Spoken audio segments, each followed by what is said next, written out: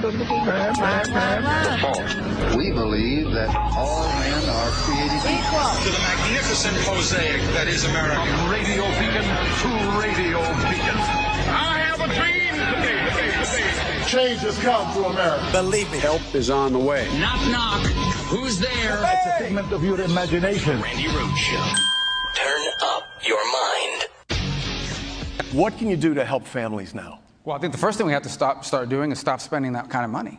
We had already done 2 pandemic reliefs. This came on top of it. We can't do that kind of crazy stuff. It only adds to the inflation. I think it begins by winning this election and getting people like that out of office. Of course, the senator who has never run anything at all but his mouth would know nothing about helping people and being there for people when they are in trouble. The senator has obviously resorted to lying, cheating, and trying to steal. Senator, how gullible do you really think Florida voters are? Senator, you're repeating yourself again. We've seen this show before.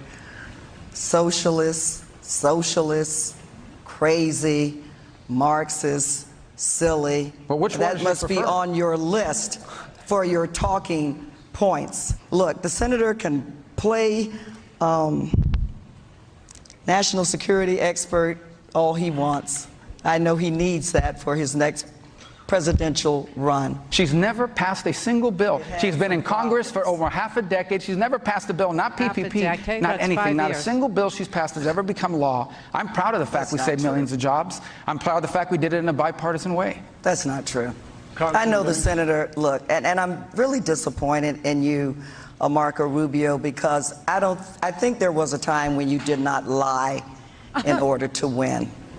I don't know what happened to you. You know that is not true. My first term in the United States House, I passed legislation to help law enforcement officers with mental health programs. Your first term in the Senate, you voted to turn Medicare into, basically to abolish it. You've done nothing to help address gun violence and get dangerous weapons out of the hands of dangerous people. Florida, after Parkland, after you made promises that you had no intentions on keeping to the parents of Parkland, Florida passed legislation raising the age to have an assault weapon. Our primary responsibility is the safety of Floridians. And Senator, 24 years in elected office, and you have not yet risen to that occasion. Nicely done. Nicely done. You know, Val Demings, everybody, Val Demings. Former Orlando police chief, congresswoman for the last 5 years. Half a decade she's been there. Half a decade. That's 5 years. Rubio's been there 21 years. 21 years he's been in Congress, and he has produced nothing for the state of Florida. Absolutely nothing. In fact, the state of Florida was able to raise the age of purchase for a semi-automatic machine gun, a weapon, whatever you want to call it. Oh, yeah. Now all the gun nuts are, it's not a machine gun. Okay. I think you understand what we're talking about here, and refused to raise the age to own a semi-automatic long gun to 21 years old. And Florida has seen a number of mass shootings, and this man does nothing.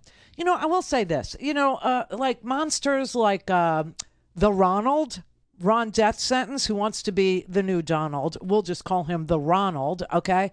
At least he looks like he enjoys being a prick, okay? He looks like he's, good at it. He looks like he's having the best time when he uses people as props and sends people who are in Texas, goes and picks them up and brings them to Martha's Vineyard. He looks like he's enjoying himself, okay? What you have here with, Rubio is a guy who sucks at sucking. And that's why he lost the debate. There was absolutely no substance on his part last night because he doesn't show up for work. So he has nothing to point to and say, I did that, or I'm responsible for, or I helped. No. Because Republicans are against everything that would help, including disaster relief, including raising the age to 21. You know, the age in Florida is 21 to own a semi-automatic because Florida changed it. Florida did. The senator from Florida had nothing to do with anything that would prevent or stop. And you know what his excuse was last night? Well, it's great to pass laws, but only, the only people that are going to follow the laws are law-abiding people. So why have any laws, Marco? Why have any? Why have, voter registration? Why have voter ID? Why have any laws at all with regards to voting? Why have any laws at all with regards to homeowners insurance? Why have any laws at all about DUI? You see what a dead end that argument actually is? But it feels good to the angry. It feels good to the grievance infested. It feels good to the people that go, yeah. If you pass laws, then only, law-abiding people, the criminals are still going to be. That's right. That's right. They will. That's exactly right. So why have any laws? I mean, it's so stupid. This was such a ridiculous thing. But I mean, she let him have it on the gun issue. She let him have it on the abortion issue. Because he was very non-committal on the abortion. Very non-committal. Just saying. But, that's because he doesn't know where he stands until he finds out where he sits. Meaning, is he in the minority or is he in the majority? Right? Where does he sit? Where does he sit? That's going to determine where he stands. Very sad. Very sad. No character, no principles, no convictions, none whatsoever. But she let him have it on the gun issue. You know why? She's law enforcement. Why are these people going out there and massacring people? This is the same. Because a lot of people own AR-15s and they don't kill everyone. I understand, sir, but I want to go to Congresswoman Demings for 60 seconds. People who are the families of victims of gun violence just heard that. And they're asking themselves, what in the hell did he just say? Senator, you used the Pulse nightclub shooting as your inspiration to run again for the Senate in 2016. Pulse is in my district. And yet, you've done nothing to help address gun violence and get dangerous weapons out of the hands of dangerous people. Florida, after Parkland, after you made promises that you had no intentions on keeping to the parents of Parkland, Florida passed legislation raising the age to have an assault weapon, passed red flag laws that we've seen 7,000 plus instances where they've been used now. Our primary responsibility is the safety of Floridians. And Senator, 24 years in elected office, and you have not yet risen to that occasion. And then when asked about it, you say something that makes no sense. It's true. 24 years. I stand corrected. What'd I say? 21? 24. 24 long years of nothingness, of absolute nothingness. The only thing this man knows how to run is his mouth, as she clearly and concisely and distinctly said. That's why he needs to sip the water in the midst of, running for president and addressing the nation in a debate, rebuttal.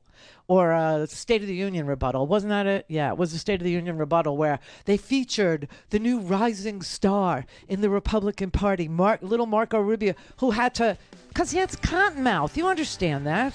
That's what the deal is.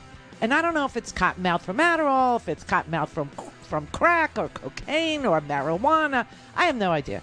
He just, dry mouth. Same as Trump. Dry mouth. All the time. All the time. I don't know what they're doing, snorting, smoking, drinking. I have no idea. I don't care. I just know that these people use people as props. These people have no interest in solving real problems. These people manufacture problems that we don't have and then point to the problems that we don't have and say we can solve it, but never put a plan to solve their imaginary problem like litter boxes in schools. I mean, it's so sad. It's so sad how hard he sucked last night at sucking. All things Randi at RandiRhodes.com. Go for launch. Speaking truth to power, the Randi Rhodes Show. How long will you watch people being gunned down in 1st grade, 4th grade, high school, college, church, synagogue, a grocery store, a movie theater, a mall, and a nightclub, Congresswoman, and do nothing. Oh, man. See, Marco was way above his level of incompetence last night. Yeah. He needs to, stick to live TV and water bottles. He can't take on Val Demings. He can't take on law enforcement. He can't take on somebody who actually gives a damn about this state, because he doesn't. And it clearly showed. You know, when I play you this next clip, this is really short, but it's sweet. Sweet, baby, sweet. Okay, this is Marco Rubio's explanation for why we can't have nice things in Florida. I swear to God. This is Marco Rubio's explanation for why we can't have drop boxes, okay? Honestly. That's a method of voting that doesn't advantage one group or another. There's danger involved in drop boxes. People need to think about it. Okay, imagine someone decides, oh, there's a drop box. I'm just going to put some explosive in it and blow it up and burn all of those ballots, and now those votes don't count at all. Okay, there is something, with elections, there are two things that are very important. Number one, the count has to be accurate. The votes have to be counted accurately. But the other is there has to be public confidence. The public has to believe that the elections were fair. So that's why Florida can't have drop boxes, because they will be attacked by people wielding explosives. That's why we can't have nice things in Florida, because the people in Florida are so deranged that they would put explosives in the drop box, something that has never happened, ever, anywhere in this country.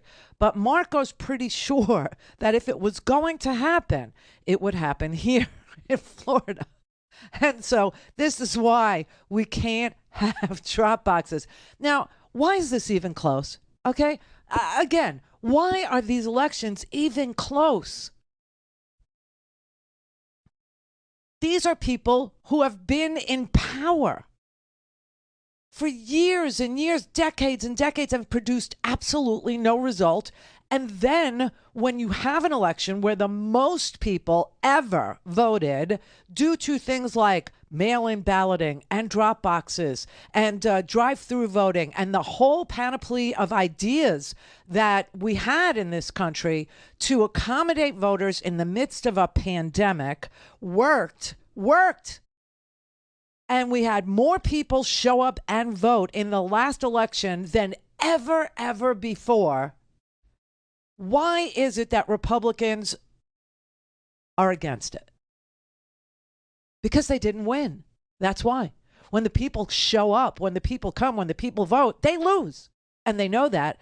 And that's why Idiot Boy was way above his incompetence level last night, when his only explanation for doing away with drop boxes in the state of Florida was because a Florida man is going to put explosives in it, and you need confidence in the voting. What the hell non sequitur was that? How is this even close? How? So let me just tell you this. Here in Florida, Val Demings is about 4 points behind Marco Rubio. If you are interested in polling snapshots in time, I'm not. I mean, there are some polls that are just so obviously, in favor of this or that, like 98% of Americans want background checks before you can buy an Uzi. Things like that. Like 75% of Americans want the right to choose for themselves or their daughters or their granddaughters, or their husbands want it for their wives. You know what I'm saying? There are certain polls that, you can't deny that there is a preference for a policy or not.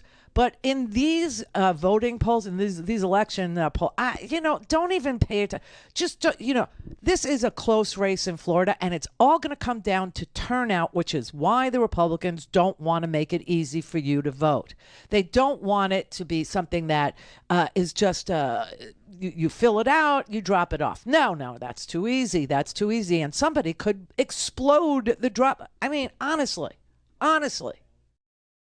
this is so bizarre and unacceptable from a United States senator to suggest to you that in 24 years he has come up with absolutely nothing that would prevent school shootings or synagogue shootings or church shootings or bar shootings or supermarket shootings or high school shootings or nightclub shootings. He's come up with no ideas, none whatsoever.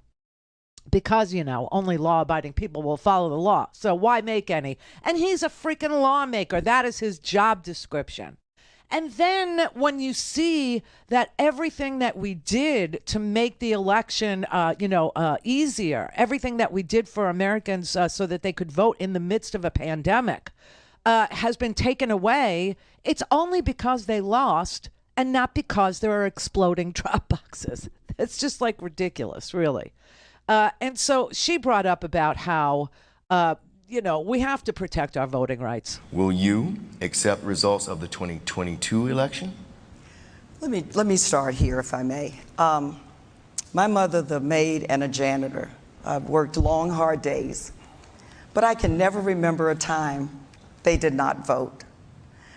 If our car wasn't working, they would pay somebody a couple of dollars to take them to the polls. Why on earth would we try to stop them from voting? They were able to vote because of our democracy, the wonderful system of government that we have. No, it is not perfect. But our system of government is what allows us to be here tonight. We have to do everything within our power to uphold the Constitution, protect the rule of law, and protect our democracy, and protect each person's Republican, Democrats, and independents right to vote. That's what I did as a police officer and a police chief. I took an oath that I would protect and serve, defend the Constitution, not just for people who looked like me or the richest of the rich, but for all people. I mean, so the conversation actually has to be had about voting rights and will you accept the results of an election and why can't we have drop boxes and what is your beef against, banning gerrymandering, or what's your beef against, people who have had their voting rights restored. Oh, so that's another. So Ron death sentence. This is why I bring up the Ronald. Okay, the Ronald, as you know, created a voting police force. Seriously, to patrol people who may attempt to vote illegally, right? Which doesn't happen. You know it doesn't happen. It only happens up in the villages where the crazy Republicans go and they vote twice, right? They vote twice because they don't think that anybody is looking, and they're criminals up in the villages, and they will do anything for Donald Trump. The Village is a crazy retirement community in the middle of Florida in Ocala, okay? It's nuts. It's nuts. It's the largest STD reporting district in the state of Florida. These are retirees, okay, who have nothing to do but drink all day and give each other STDs. This is what they do. It's a nice life, right? Wait till they find out that the Republican Party wants to do away with their Medicare, which they use to treat their STDs, and their Social Security, which they use to pay their mortgages on their condos and villas in the villages. But they voted twice. That's where the fraud was. Nothing about that. No, I'm going to show you something. Call in, connect. To speak to Randi, call 561-270-3844. 561-270-3844. You remember this from August? The state of Florida has charged and is in the process of arresting 20 individuals across the state for voter fraud. These folks voted illegally in this case, and there's going to be other grounds for other prosecutions in the future. They are disqualified from voting because they've been convicted of either murder or sexual assault, and they do not have the right to vote. They have been disenfranchised under Florida law. We also have folks who are voting who are illegal aliens that are not citizens of the United States. And as we know, in Florida's Constitution, the only people eligible to vote are U.S. citizens. Okay, he made that last part up. So, and the audio problem was his, not ours. So if you want to complain about the scratchiness of it, it's because, Catman over there, he used a bad mic. But you remember that, right? Where Ron death sentence, the Ronald, was very excited to tell you that he had arrested people who voted illegally, making you believe that they had voted illegally, knowing that they were not allowed to vote. And of course, what we saw was that they had been sent, by the state of Florida voter registration cards, and that the state of Florida told them that they were eligible to vote. Well, that was how many years ago now that they voted illegally after they received voter registration cards from the state of Florida and paid their debt to society? That was years and years ago. So if you believe that these people willingly broke election laws, then I have a flight you need to board for Martha's Vineyard, because you don't belong here any more than, people that he would ship to Martha's Vineyard do. So I'm going to show you something. The Tampa Bay Times, the Tampa Bay newspaper, actually filed a Freedom of Information Act request for the police body cam footage of these arrests. And guess what? They got the body cam footage of these police arrests. Now, these police officers, you'll see, they didn't even know why they were arresting these people, except that they had a warrant for their arrest, something about voting illegally. And these people, you can see in this video that they are just literally shocked. They had no idea that what they were doing was illegal, partly because there was no way that the state of Florida actually told them they were doing anything illegal. And also, after we passed a constitutional amendment, Amendment 4, in Florida, saying felons could now be restored to the voting rolls once they paid their dues to society, they were eligible to vote yet again. They believed that they were eligible to vote yet again. So they had no idea. So they did all the paperwork. They registered to vote. They checked the box off that they had been previously, that they were felons and that they had served their time, blah, blah, blah. Well, the state of Florida sent them voter registration cards. And so they voted. And then they got arrested. So apparently, I guess you have a warrant? This is the cops. For what? I'm not sure. For voter I'm not stuff, sure. man. For voters. It's what it is. I think the agents with FDLE talked to you last week about some voter fraud, voter stuff, when you weren't supposed to be voting, maybe. I didn't. So what are they talking about? that's man? what we're not the case agents, but what you got to do, they have reduced your bond quite a bit. It's 2 felony charges for voter fraud, but they've reduced it to $500 bonds. So it's $1,000 total. Oh my God, man! What? So, yes, sir. So unfortunately, right now we're gonna have to take you to jail, but you got a bond right away. You don't have to go to first appearance, nothing like that. So a bond? I didn't do it. Okay. So, ma'am, we have a warrant for your arrest. For what? For voter fraud. Good. How are you, sir? Right. Oh my God! Hold on. Wait. Let me tell my husband. We're telling him he's right here. Right here. So if you could put your hands behind your back, please. Oh my God! Do not move. Ultimately, ma'am, you have a warrant. Okay. The warrant. Hold on. Listen. I know you caught off guard. I understand. Right. So you have a warrant. It's for voter fraud. Okay. Hear me out. It's an ROR. You know what an ROR is? Oh my God! You go in, you get booked, and then they're going to release you from booking. Released on your own recognizance. I mean, you can see these people are just freaked out and shocked about this because the state of Florida told them that they could vote by sending them a voter's registration card after they said that they were felons but believed that they had their rights restored. And the state of Florida agreed and sent them voter registration cards, and then they voted. And years later, they're being arrested by the Ronald's little, fake police force. Okay, there's 12 cops on this police force. He literally is sending the police, and the police can't even believe it either. The police are standing there going, apparently there's a warrant for your arrest. What for? It's the voter thing. What do you mean the voter thing? Well, it's some voter thing. We don't really know how you could, be breaking the law after we passed a constitutional amendment restoring the rights of felons to vote.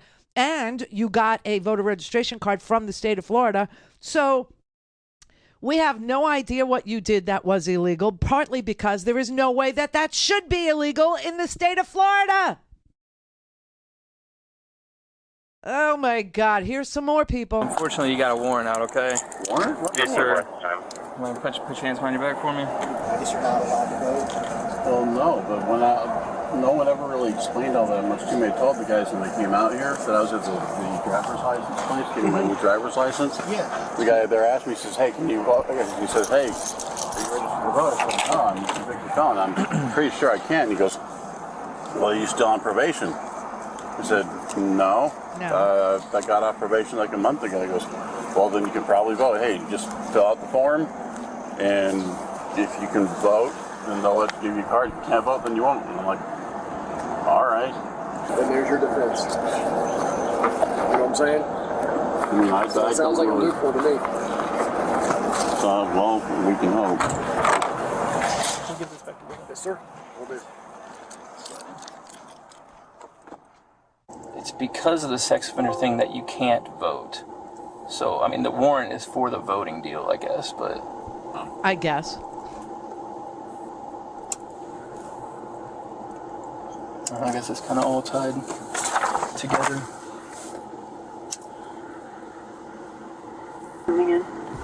Yeah, I guess they're doing like some kind of roundup thing or something for all the ones that were within the county. Yeah, I had to do one of these this morning already. Oh, really? Do you know the statute for them? It doesn't say it on the... Let's walk over to my car, Why is y'all doing this now and this happened years ago? I don't know. I have no idea, man.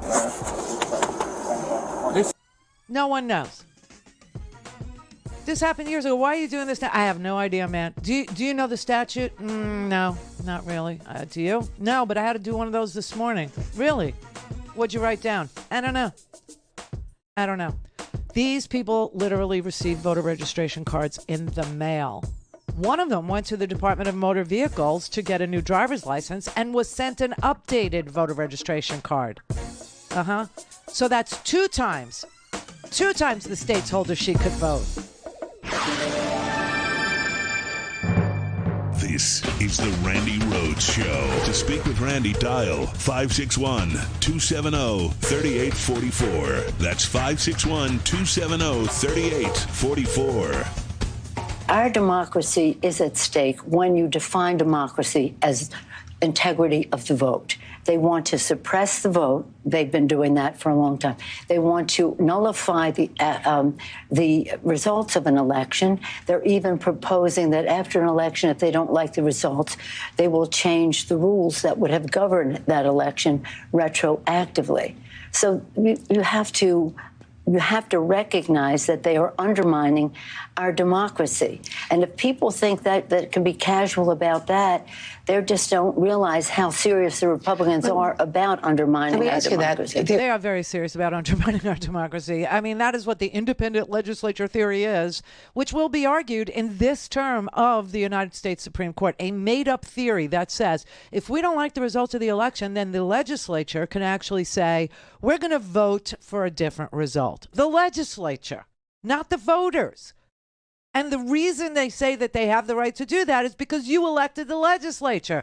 So be very forewarned about electing the legislature, because they want to take away your voice. First Amendment, my arse, okay? Disney, punish them. Don't say gay is bad. Punish Disney. Ban books. CRT is being taught in school. No, it's not. Yes, it is. No, it's not. Ban it. I mean, this is really, and drop boxes. Oh, you can't have those because somebody might put explosives in a drop box. And then what are you going to do?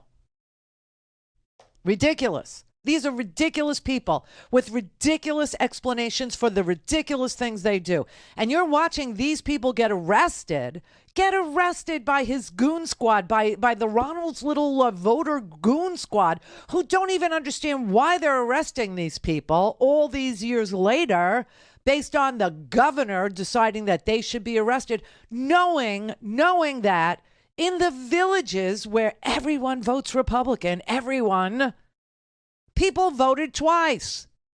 And what was their punishment? Oh, some of them had to do community service. and others of them elected instead to take a civics class. That's like going to comedy driving school, okay? It's not exactly, 5 years in prison and a $200,000 fine or $2,000 or $1,000 for this guy over here. Oh, 2 counts of voter fraud. They reduced the bond to $500 each count, and so now you're going to be charged $1,000 to go home. What the... Yeah, there's a 2-tiered justice system, one for Republicans and one for Democrats. Let's just say what it is. This is ridiculous. You got the biggest criminal in the world sitting in a deposition right now. Sitting in a deposition. The former president of the United States has, I don't know how many, I can't even count them anymore. How many live criminal cases for fraud, tax fraud, for insurance fraud, for election fraud, for trying to overturn the results of the election, for trying to overthrow the government, insurrection, the whole nine. Plus the civil crap, okay? And the civil stuff has to do with criminal behavior. The civil case that he's being deposed in today at Mar-a-Lago has to do with raping E. Jean Carroll in the 90s in a dressing room in New York City and then lying about it.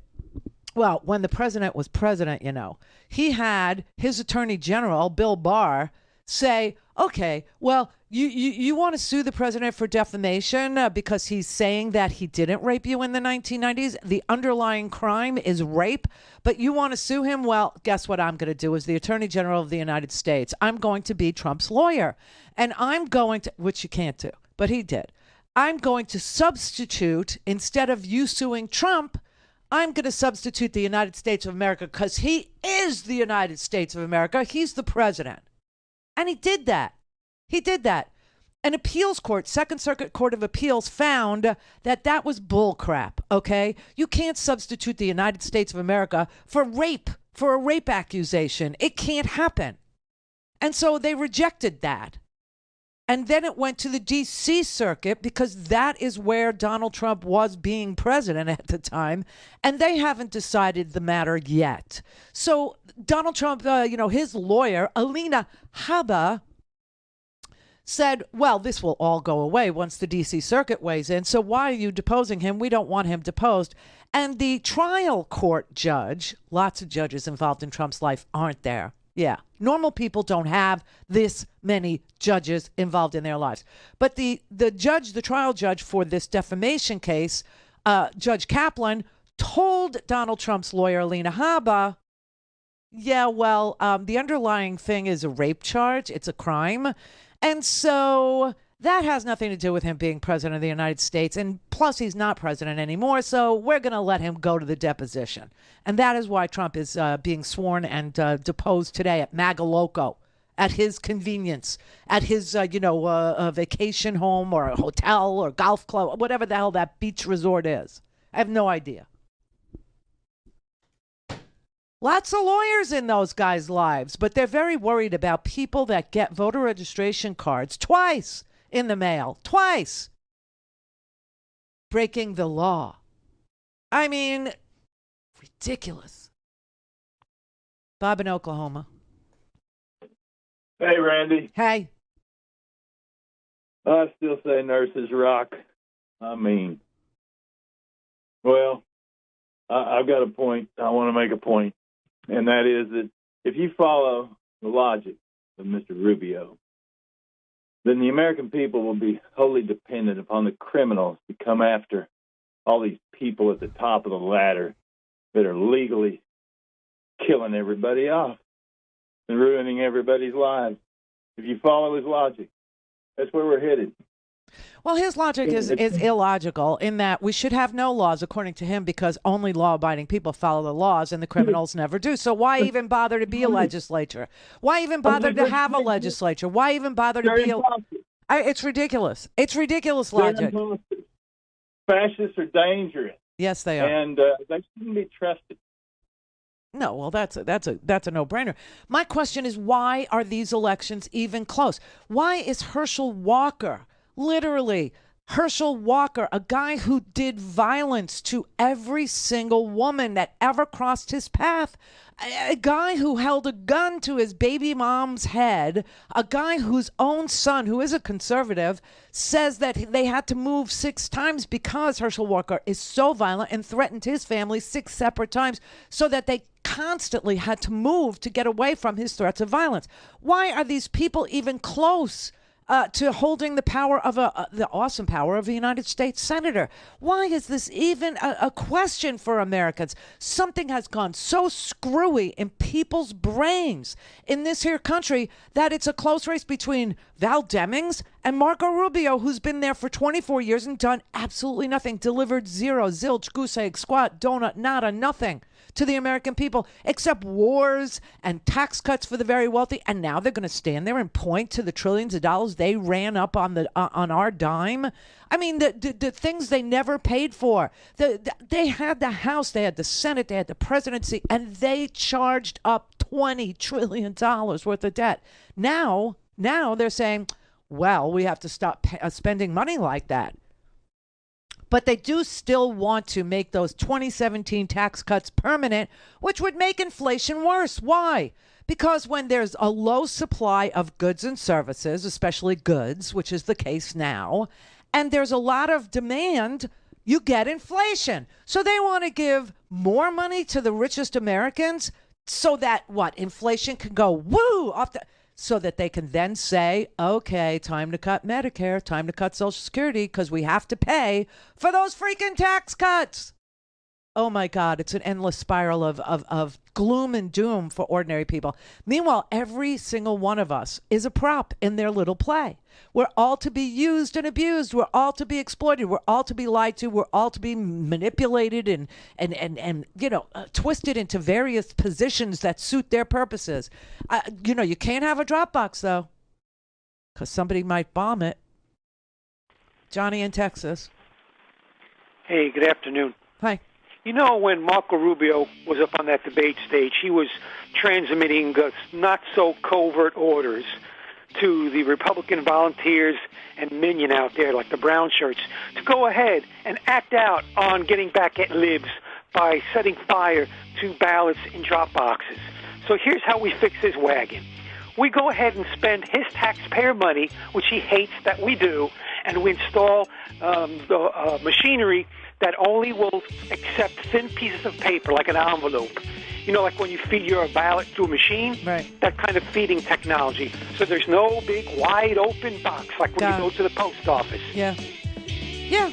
I mean, there's an idea. Just one. You would think in 24 years, maybe little Marco would have thought about something to offset his mad Dropbox bomber theory. Yeah, we're all Kaczynskis to him. Oh, man. Mary had a little man. We believe that all men are created equal. To the magnificent mosaic that is America. From radio beacon to radio beacon. I have a dream today. Change has come to America. Believe me. Help is on the way. Knock, knock. Who's there? It's a figment of your imagination. Randi Rhodes Show. Turn up your mind.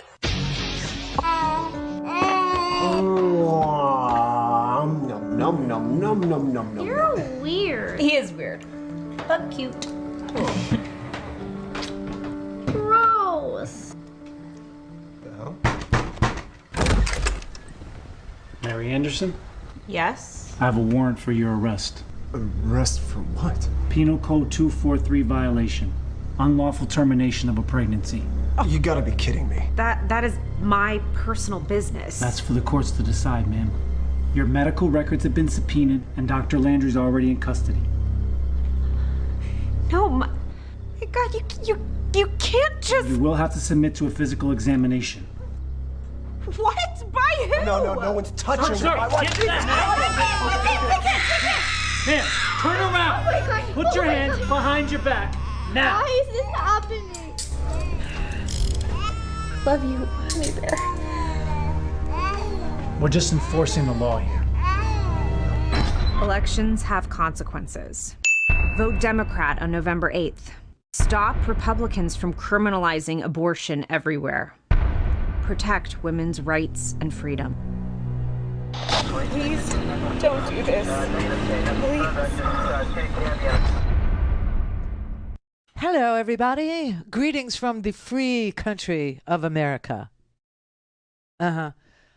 So when Marco made his little proclamation last night that Val Demings is the extremist on abortion, oh, how we laughed at the Rhodes household. Oh, the extremist on abortion in this campaign is Congresswoman Demings.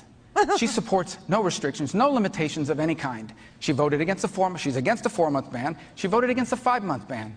She supports taxpayer-funded abortion on demand for any reason at any time up until the moment of birth. That's what she supports. That's the extreme position here. I have shown a willingness to work with people to save unborn innocent human life. She opposes any limitation of any kind, and no one ever asks them about that. Congresswoman Demings. Senator, how gullible do you really think Florida voters are? Number one, you have been clear that you support no exceptions, even including rape and incest. Now, as a police detective who investigated cases of rape and incest, no, Senator, I don't think it's okay for a 10-year-old girl to be raped and have to carry the seed of her rapist. No, I don't think it's okay for you to make decisions for women and girls. As a senator, I think those decisions are made between the woman, her family, her doctor, and her faith. And to sit over or to stand over there and say that I don't support abortions up to the time of birth is just a lie. But to help protect the life of the mother, which you looked at that like it was just, that's kind of a side issue. Senator, you know that you have said you don't support any exception. I mean, it's so bizarre. And they're trying to say that people like me who believe that, I have the right to privacy in my own body, people like me who I have the right to, I've told you I had an ectopic pregnancy. I had no idea I was pregnant. I passed out on the kitchen floor. I got ambulance to the emergency room. This was in Oconomowoc, Wisconsin. And, I found out I was pregnant, and they said, call somebody because you got 10 minutes and you'll be in the ER. No, they would let me die. They would let me die. And what was I, 23 years old? 23? Just die, right? Because we need government so small that we can shove it into your vagina is what we need.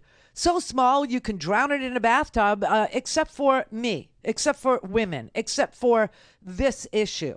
Then we want the vagina police right along the voting police. I mean, what is wrong with these people? What is wrong with them? And taxpayer funded? Really? Whose abortion was ever taxpayer funded? Who? I mean, unless you elect Herschel Walker and he becomes a U.S. Senator, then when he writes you a check, you could probably say it was taxpayer funded. Only because his salary will be paid by the taxpayer. And next time he pays for an abortion, it'll come out of a bank account that had taxpayer money in it. That's the only way you get there from here. You understand? The Hyde Amendment, it prohibits any government funding of abortion. We had this whole freaking debate about why should government health care pay for Viagra but not pay for contraception? For asking that question, Sandra Fluke was called a prostitute by Rush Limbaugh, who demanded to be able to see sex tapes of her so that he could get his money's worth if he was paying for her contraception. The mental gymnastics you have to do to be part of this group of psychos is just legion. It's legendary. It's epic. Epic. Just live and let live, everybody. Can you not do that? Can you not just, mind your own damn business, basically? A woman never, ever wakes up 2 days before she's due and says, I changed my mind. It doesn't happen. The only time a late-term abortion is done is to save the life of a mother because the pregnancy is not viable, because the baby has died in utero, and the woman may be turning septic, or because there is such a malformation that the baby will suffer and die, or live for minutes or hours in screaming agony. That is not for you or Marco Rubio or Ron Death Sentence or Donald Trump or any Republican or any legislator to weigh in on. It's so bizarre. Taxpayer-funded abortion up till the moment of birth. I mean, do you really think we are that stupid, Marco? Really? Did you stand on that stage and actually peddle that swill right alongside exploding drop boxes that you couldn't figure out what the caller immediately was able to figure out? If you're scared of bombs being put into drop boxes, then make the drop box only accept thin ballots. Thin mint? I don't know why I thought of that. Mike in Oregon. Hey, Randy. Hey. Longtime fan, huge fan. But I'm so sick of people saying that the Democrats aren't doing anything. Oh my God. I'm so sick of the far left fact that, like, the far left quote unquote progressives saying that the Democrats aren't doing enough. I'm so sick of people not understanding civics and not understanding how the math works when it comes to two different houses of Congress and how they're built to be checks on one another, so that the Senate, even though it needs to be completely reformed, the Senate was built to be a check on the House. And the House can be pushed so far left if people actually voted for it. I'm sorry for ranting here, but I'm so sick of people only complaining about AOC on the quote unquote far left, whenever up until just recently Schumer's been a weakling. I'm so sick of people complaining about Pelosi whenever Schumer's been a weakling, because he can't pull the caucus together. And even though the math is the math, Schumer needs to step up, and people just don't focus where they need to focus. I don't get it. Give us two more senators, because the two that we have that aren't progressive at all, Sinema and Manchin, they're the impediment to actually making the kind of progress that progressives might be happy with, but I doubt it. They'll never be happy. They're miserable little miscreants is what they are. But, you know, a lot of them are posers, too. They went so far to the left that they're on the right now, and they see the money. They see the money, and that's what they're about, money. All things Randy at RandyRhodes.com. Go for launch. Speaking truth to power, the Randi Rhodes Show. Did the president wait till now to make this major push for what he says will be a post-election call for a fast track on abortion rights nationwide? Because the House passed it in the fall after Texas, the Senate failed to win the vote in the spring. Why didn't the president really push for that last fall when outrage over the draft opinion showed the handwriting was on the wall? Well, the president has been a very strong supporter of a woman's right to choose. In your preview, you said, why is he waiting until after the election instead of doing it now? We don't have 60 votes in the Senate. Hello? If we could get two more. You don't think he could have pushed harder on the Senate last spring? You think we would have gotten 10 Republican votes? Huh. You think we would have gotten 10 Republican votes? Oh, come on. You know, let's with all due respect, okay. The fact is we need to get two more Democratic votes to push back the filibuster, and therefore be able, with 51 votes, to enshrine Roe v. Wade into the law. I don't know what goes on in the cables. I really, I mean, Andrea Mitchell, you would think, could do math, right? You would think that math is something that factors into vote counting in the Senate before you ask Nancy Pelosi about the Senate, where she doesn't work, and why the president didn't push harder, as if there was, I don't know, a chance that you could find 10 Republicans to codify Roe into law? The reason why you have to wait till after the election is we have to hold our breath and hope and pray that what we're seeing in places like Georgia, where early voting is shattering all previous records, people are showing up to vote like crazy to protect their rights. And we just have to hope and pray that enough Americans understand everything that's on the line. If the economy is your concern, let's say you don't give a damn about, privacy rights. Oh, how they're going to abuse you. But let's just say you don't care that your daughter or your granddaughter will have less rights than you did or your wife did or your sister did, right? Let's just say that that's not a thing for you. You just don't care if rights just poof disappear overnight after 50 years of being able to rely on the right to privacy in this country. Okay, let's say you don't care, and all you care about is the economy because you're having a tough time.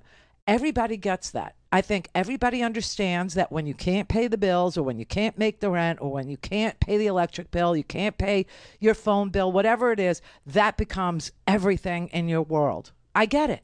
I get it. So maybe that's your issue, and you think that voting for this one or that one is going to help you pay those bills. You couldn't be more ridiculously wrong. Okay? You couldn't be more wrong if you think that voting for a Republican is going to help you pay your bills.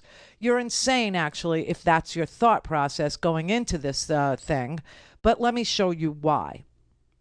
The Republicans, when they had the majority last time, okay, prior to 18, in 2016, when Donald Trump was the brand new president and they had the House and the Senate,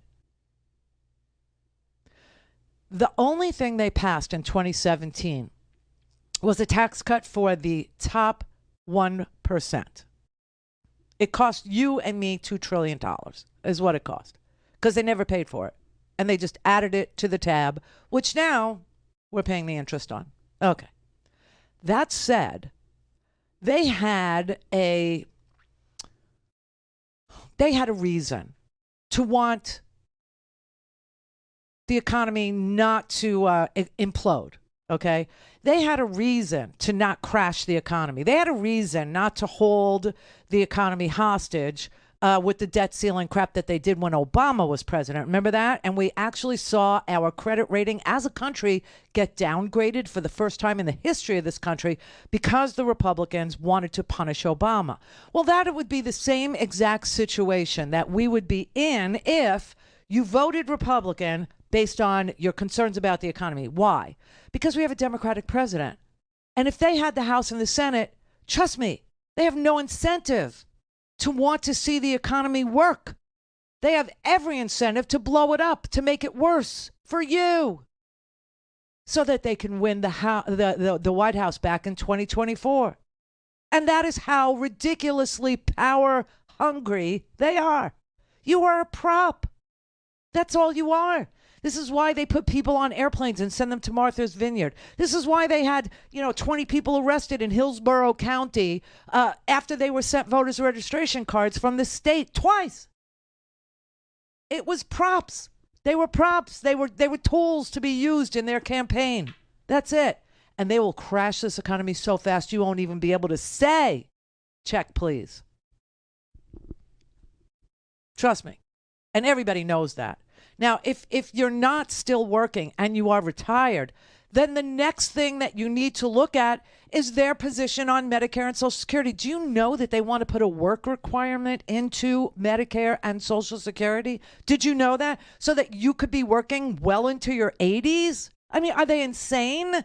This is what they're talking about. They're literally saying, well, we can't just continue down this path to keep spending and adding to the debt, said California Republican Kevin McCarthy, who wants to be the leader of the House to crash this economy. I mean, honestly, they're the ones that actually put trillions of dollars on the credit card. They're the ones. They're the ones that said COVID was a hoax. They're the ones. He said, quote, "We're not just going to keep lifting your credit card limit, and we should seriously sit together and figure out where can we eliminate some waste. Okay? They're talking about holding the debt limit, which is not new spending, as you know. The debt limit is the amount of money that the United States can borrow. It is a cap on that number. It has nothing to do with new spending. They have everything to do with new spending. They are always spending money that they don't pay for. Democrats are always, what's the pay for? What's the pay for? What's the pay for? We always include pay fors. In fact, the American Rescue Plan had pay fors. It actually paid down the debt. Paid down the debt. The debt limit is simply the total amount of money that the government is authorized to borrow. That is what it is. And they want to hold it hostage so that they can insist that they can cut Medicare and Medicaid and Social Security. That is what they want. They want to cut Social Security and Medicare benefits, military salaries, interest on the national debt, tax refunds, and other payments. They're going to blow up this economy. Blow it up. To make Biden look bad. Biden must fail. This is why there are no vote on everything, including, we had a bill the other day for mental health care spending in schools to prevent school shootings. And they were no. They were no. We had a vote to lower the cost of prescription drugs for Medicare, to save Medicare money, to save Medicare billions of dollars in money because they pay for prescription drugs. And they were a no. They're a no on everything. Why? Because whatever Biden is for, they're against. Period. End of story. That's it. Call in, connect. To speak to Randi, call 561-270-3844. 561-270-3844. He talked about pharmaceuticals. He voted against legislation that would help reduce the cost of prescription drugs and help cap the cost of insulin. I mean, this is who they are. They're, like, who is against capping the cost of a 100-year-old drug called insulin that literally costs $10 to manufacture a month's worth, and then you're paying $1,000? Only a Republican would be able to say, vote no for that. You have a problem in schools, right, of school shootings, and they're not interested in, anything to do with raising the age, for purchase of a semi-automatic, weapon that has very little recoil, that shoots as fast as you can press that trigger, and you can still stay, aimed at your target because the recoil so low. Honestly, and they're not for that. They're not for raising the age of that. So we say, all right, let's talk to you about it in a different way. Let's try and get some mental health care in the schools so at least we can flag the kids that feel isolated. We could flag the kids that feel bullied. We could flag the kids because there is, a common theme with the kids that actually go back to their schools and shoot up their schools. They feel rejected. They feel lonely. They feel like their parents hate them. They feel like the girls hate them. They feel like, the boys hate them. Let's do some. No, we're a no on mental health care. All right. Well, how about you're from Florida? Let's do a disaster relief bill. Let's actually just bank that money so that when a hurricane comes and slams into Tampa, we're ready to go. I'm a no on that too. Really? So do you really think that they are interested in shoring up the economy or doing something about it? Inflation, as you know, is global. It is the result of two things, and two things only. It's the result of low supply due to supply chain breakage and demand returning to its normal pre-pandemic level without the supply, hence prices go up. And it's also about gouging. Biden today laid out a plan for to release 15 billion barrels from the Strategic Petroleum Reserve, right? And he also laid out a plan to buy back barrels of oil to replenish the Strategic Oil Reserve, right? And then he started to discuss, the price of rice. Then he started to say, and you need to consider this, not just the profits, which are, humongous. They are oozing. They are gigantic profits, the likes of which no one has ever seen before. being taken by big oil and gas companies only to buy back their stocks, not even to invest in, more refining, not even to invest in more exploration, not even to invest in more, extraction. No, they're just buying back their stocks with these obscene amounts of profit that they're taking from you in the midst of a war in Ukraine, Putin hoarding his gas and giving it out to friendlies, Iran teaming up with Russia, who are also oil producers, right? And they're gouging you. They're gouging you like beyond belief, beyond belief. But he also said the way that you could know that that's true is look at the price per barrel. The price per barrel has gone down. The price at the pump globally has not. In America, it has. Because we have a president who gives a rat's ass and is releasing millions of barrels from the Strategic Petroleum Reserve. Okay? And so he's trying to explain this to you today. And the Republicans couldn't give a damn about. They're like, yeah, we want high prices. We want things to implode. We want Americans to be tapped out. We want Americans to be stressed out. We want Americans to pay through the nose. And then we're going to, put little stickers on the gas pump going, Biden did that. No, they're doing it. They're doing it. Why? Because they're not interested in a windfall profits tax.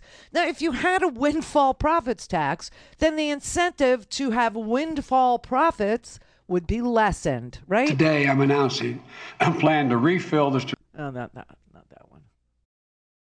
Consider this. In the second quarter of this year, profits at 6 of the largest producers, publicly traded oil companies, were more than $70 billion. That's $70 billion in just one quarter, 90 days, $70 billion. Oh, my God. So far, American oil companies are using that windfall, the windfall of profits, to buy back their own stock, passing that money on to their shareholders, not to consumers. In fact, in the first half of the year, those same companies spent $20 billion buying back their own stock, and most importantly, buying back the most significant buyback in the last almost a decade. That's great if you own a lot of stock in an oil company or if you're an executive in an oil company. Puts a lot of money in your pocket. That is how you get paid. But it's not the case for the vast majority of Americans paying at the pump. Right. And so $70 billion in profits per quarter. Per quarter. Okay?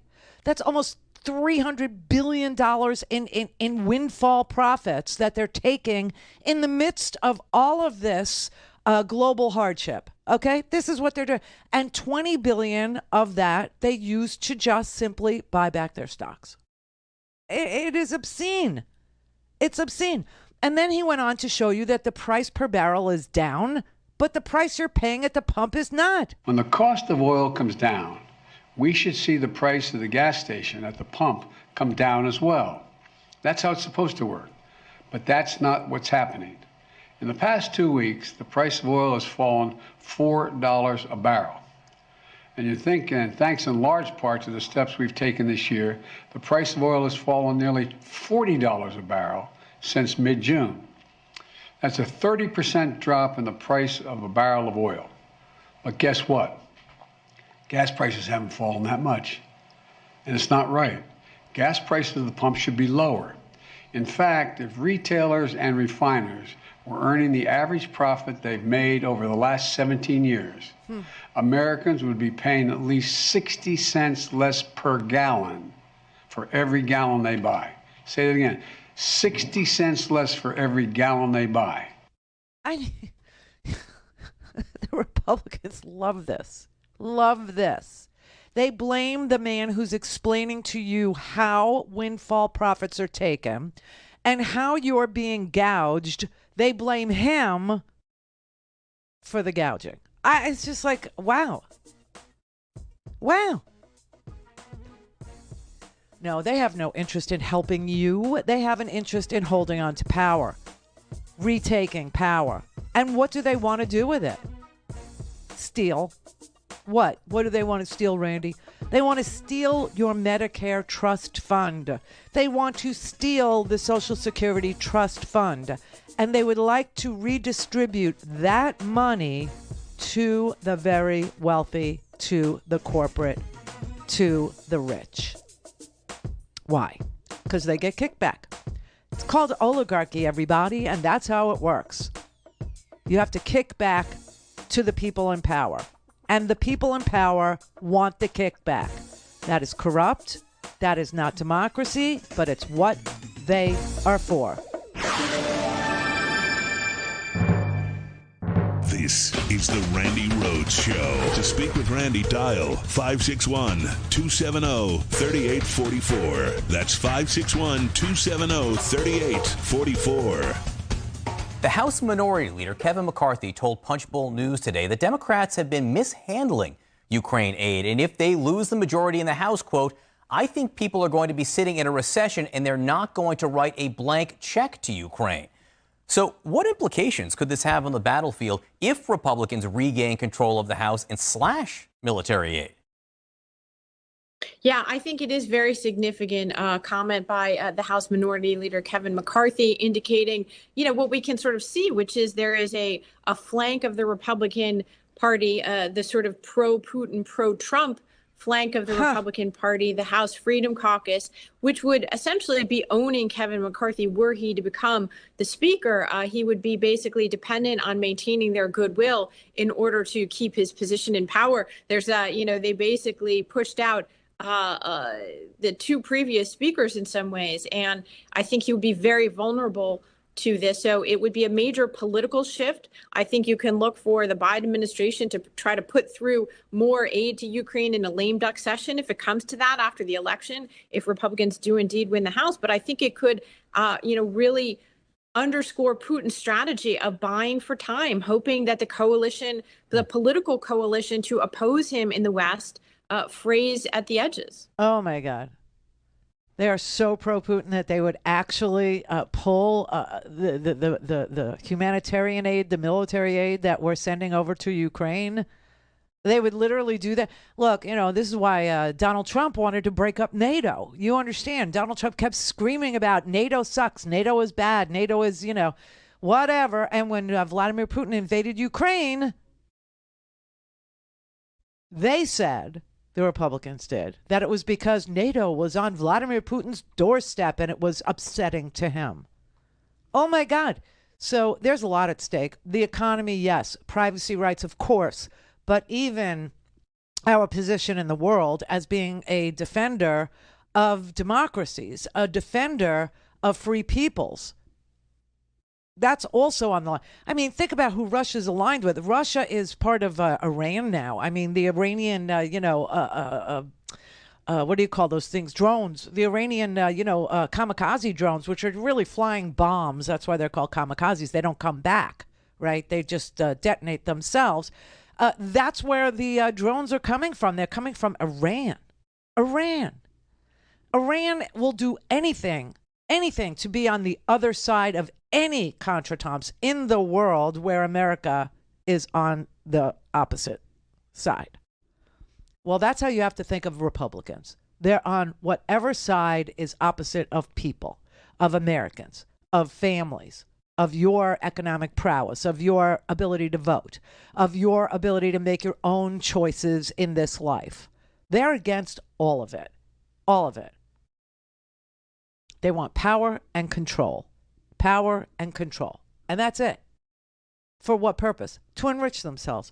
Period. End of story. It's always money. It is always the root of all evil. And they are the evilest of all the evil. Okay? Because they see money in the what? They're like little, the Medicare trust funds, like chum in the water. They're like sharks, man. And the money that's sloshing around the Medicare trust fund, the money that's in the Social Security trust fund, that is chum for them. They're like, they can't wait to bite your freaking head off so they could have that money. It's very sick. It's very sad. But it's who they become. It's what they keep showing you they are. They keep telling you and showing you who they are. They keep gerrymandering and suppressing votes and purging voter rolls and saying you can't have a drop box because somebody might, put an explosive in it. I mean, just so far-fetched. Oh, we can't raise the age to own a Uzi in this country because, Second Amendment. What? What? Really? Yeah, everything is, we could pass as many laws as we want, but only, law-abiding people will follow the laws. That means criminals can get away with criminal. No, it doesn't mean that. You're ridiculous. You're ridiculous. And you think we're gullible and stupid. What a fiesta bowl of bizarre worldo, these debates have been. I mean, it's been so completely obvious how they've managed to, snake their way through these debates, just lying. I mean, and some of these races, like here in Florida, like Georgia, it's close. It's close. Yeah, Nevada, it's close. I mean, Laxalt's own family, Nevada, 14 of his relatives put out a statement saying he doesn't deserve and should never be a senator. His own family. It's like Paul Gosar's family, too. They said the same damn thing. And people are like, I don't care. I don't care. I don't care. I'm MAGA. Well, I'm sane. Okay? You could be whatever you want, but I'm going to be sane. Sean in Pennsylvania. Hey, how you doing? Good. When are Democrats going to quit playing softball with these Republicans? And actually, it was good to see Val Demings come out and go after Rubio. Mm-hmm. But I'm here in Pennsylvania, and we got two of the worst candidates running for office, and the Democrats are being nice to them. Who? Dr. Oz and Mastriano. And you think Fetterman's been nice to Oz? You don't think Fetterman's been, trolling Oz as hard as any maggot ever thought about trolling us? No, I don't. Oh, okay. I just think they're taking it too easy on them. Well, let me put it to you this way, okay? It's time now for the people, right? The candidates are the candidates, and they have done their very, very level best to let you know who they are, what they're for, and, how they would vote on your behalf. But MAGA is out there trolling guys like you, Sean, and it's time for you to stand up and play hardball with the maggots. How's that? Hey, I like it. Okay, good. Johnny in Florida. Did you say maggots or MAGA? Maggots. Gotcha. Anyhow, I was calling because I am trying to figure out why it hasn't been done already, considering that Joe Biden recently shocked me and brought up the marijuana issue. And why don't they get behind every Democrat, all line up, and in unison get behind finalizing whatever they have to finalize to do whatever they have to do, and they can call it legalizing it or whatever they want. Truth, facts, and shame have no bearing anymore anyway. So why not just get together? That's something that people should remember. They can't remember, and they don't care about anything that has more well, than I one or two disagree with you. lines in I it. think people remember getting $300 checks for each kid they had just recently. I think they remember PPP. I think they remember, I think they remember COVID, and I think that they know now that the COVID is endemic, not pandemic, and they can get on with it. I think people understand this. I hope that's true, but I have a lot of really well-educated, very bright friends that they're getting all of their information from, an alternate fact universe, and they really don't know about any of this, and they don't. Well, really the marijuana out. issue, honest to God, they won't remember that either if they smoke. Well, there's a whole generation of stoners that don't remember. That's why they don't remember the $300 check they just got. That's exactly why. But they'll get off the couch to legalize their pot finally. Well, I think really all of them believe have their little medical marijuana cards, and they all go to the dispensary, and they all purchase, okay? It may not matter, but I think it would get their attention. And at this point, I think they go and buy it anyway. They just don't remember that they went and bought it.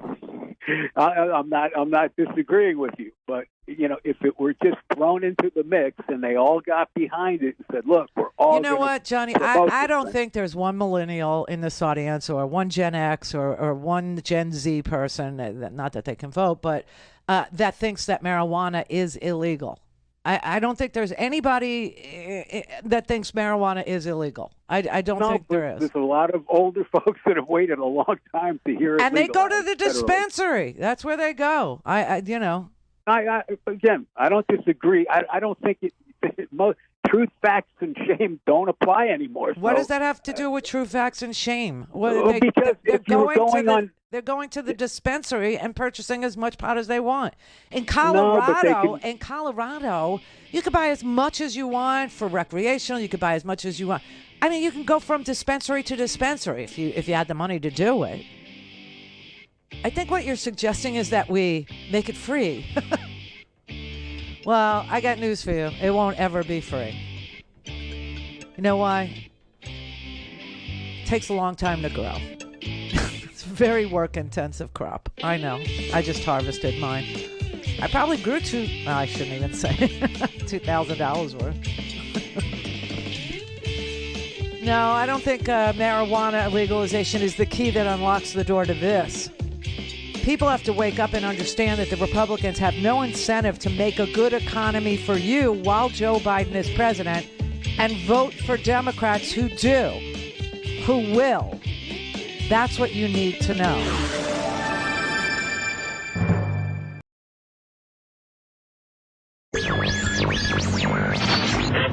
Mary had a little lamb. We believe that all men are created equal. To the magnificent mosaic that is America. From radio beacon to radio beacon.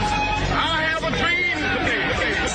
Change has come to America. Believe me. Help is on the way. Knock, knock. Who's there? It's a figment of your imagination. Randi Rhodes Show.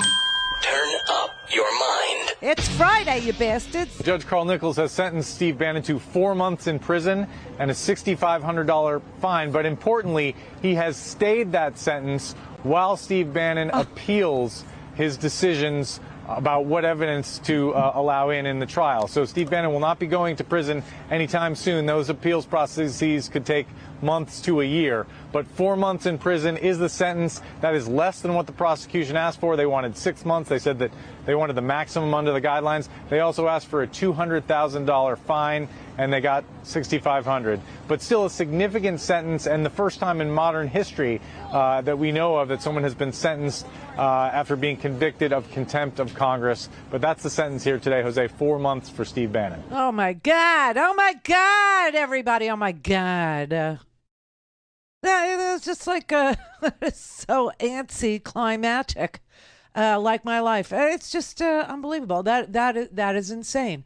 So here you have a guy who, for the first time in, I don't know, 50 years, some crazy amount of time like that, has been convicted of disrespecting Congress to the extent that it broke the law, that he's in contempt of Congress, okay? And the possible, they found him guilty of 2 counts of contempt of Congress. And the possibilities there were $100,000 per infraction, okay? Or, and that would be the money, and a year in jail per count. So he actually could have gotten 2 years in prison and a fine of $200,000, and instead he got $6,500, which, by the way, he's already, fundraising for, to cover on his, we fraud, we pull frauds on our audience show on one of those platforms. What is that platform? Living Room, Parlor, Getter, Gab. What is that? Rumble, Crumble, Fugly. You know what, though, Randy? They can never take that ranting, disheveled perp walk from us. We'll always have that. Which, by the way, I mean, one day he will, I don't know, get a mugshot. You don't even need to do that. Just take any screenshot from any fugly, platform show that he's, putting out there and use that. I mean, he looks like a mugshot. All day, 4 months in prison can do a really, crazy thing to a man, so that they come out looking like Steve Bannon when he went in. I mean, don't bend over in the shower. You can't even tell him that because I don't think he showers. I just don't think he does. This guy is just, I can smell him from here. Do you know what I'm saying? You can smell him. The stench. And what are they going to put him in? An orange jumpsuit or layers of orange jumpsuits, where, he's wearing like 4 jumpsuits at the same.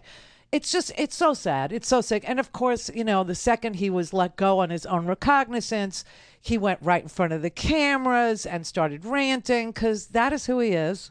Remember, this illegitimate regime, their judgment day is on 8 November when the Biden administration ends. I want to thank you all for coming. Thanks. By the way. Oh, not done. And remember, take down the CCP. Thank you. Take down the CCP? What is he, Howard Beale? Stop the CCA deal. Stop the CCA deal. Take down the CCP. I know he's talking about communist China, but what the F? What the F is that? What do you think of that, everybody? What do you think of that? So just on the heels of that, Congress issued yet another subpoena. Today, Congress, the Select Committee, issued a subpoena for documents and testimony from Donald Trump.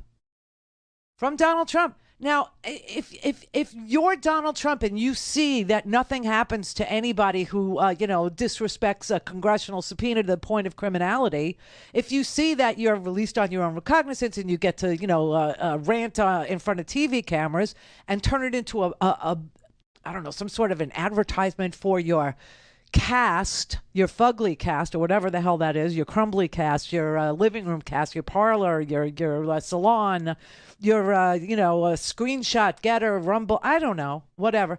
Why would you comply with anything Congress orders? Why would anybody? Oh, that's right.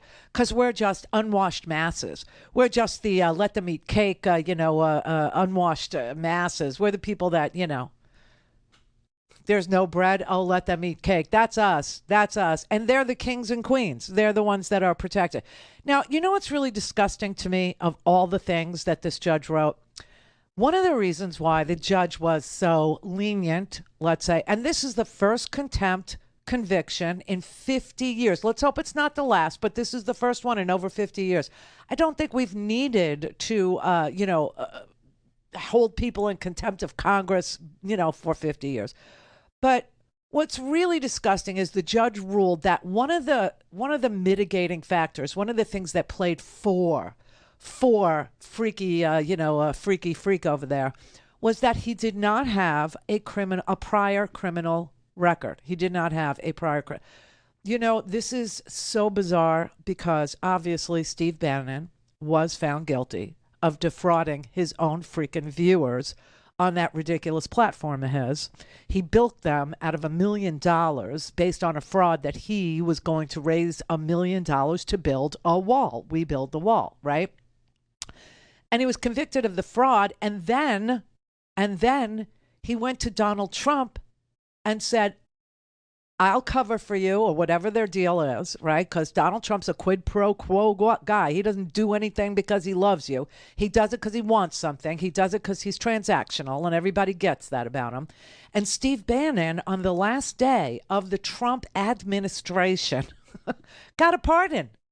So therefore, he doesn't have a record. He doesn't have a criminal, strike against him. He doesn't have a criminal record. He doesn't have a conviction. He doesn't, because it's wiped away by, Donald Trump's proclamation that, don't look over there, nothing to see. And this is what played into the judge's decision about leniency, is that he didn't have a previous criminal record. Well, let's fix that, because Steve Bannon is facing a trial in New York for the same exact crap, for the defrauding of his own stinking audience next year. So, that's not a moot point. That's not done. That's not decided yet. He still has to go on trial. But what's crazy about this is that on the heels of seeing that there's no big ass penalty to defiling Congress and just disrespecting subpoenas in the law and order party, if you're high enough on the totem pole, and you would think Steve Bannon would be, where the dog lifts its leg. I mean, look at him on the totem pole. But no, he's high enough where he could get a pardon. He's high enough where he could get away with this crap. By the time Steve Bannon has to turn his, sloppy butt in, you probably will have another president, and it might be one that's willing to pardon him again. What kind of a system of justice is this? So when you hear Republicans scream about law and order and a two-tier justice system, please bank this day as evidence that they are indeed correct, but that what they're insinuating is really grotesque. What they're insinuating is they like the two-tiered justice system. And I have always argued to you, it's more than two. The tiers are more than two, okay? You've got rich people. You've got connected people below them. You've got connected and rich people. You've got people who can get pardons from presidents. You've got middle-class people. You got white people. And then you got everybody else. You see what I'm saying? This is no way to run a country, let alone shroud yourself in the expression law and order. They should be ashamed, except they're not capable of shame.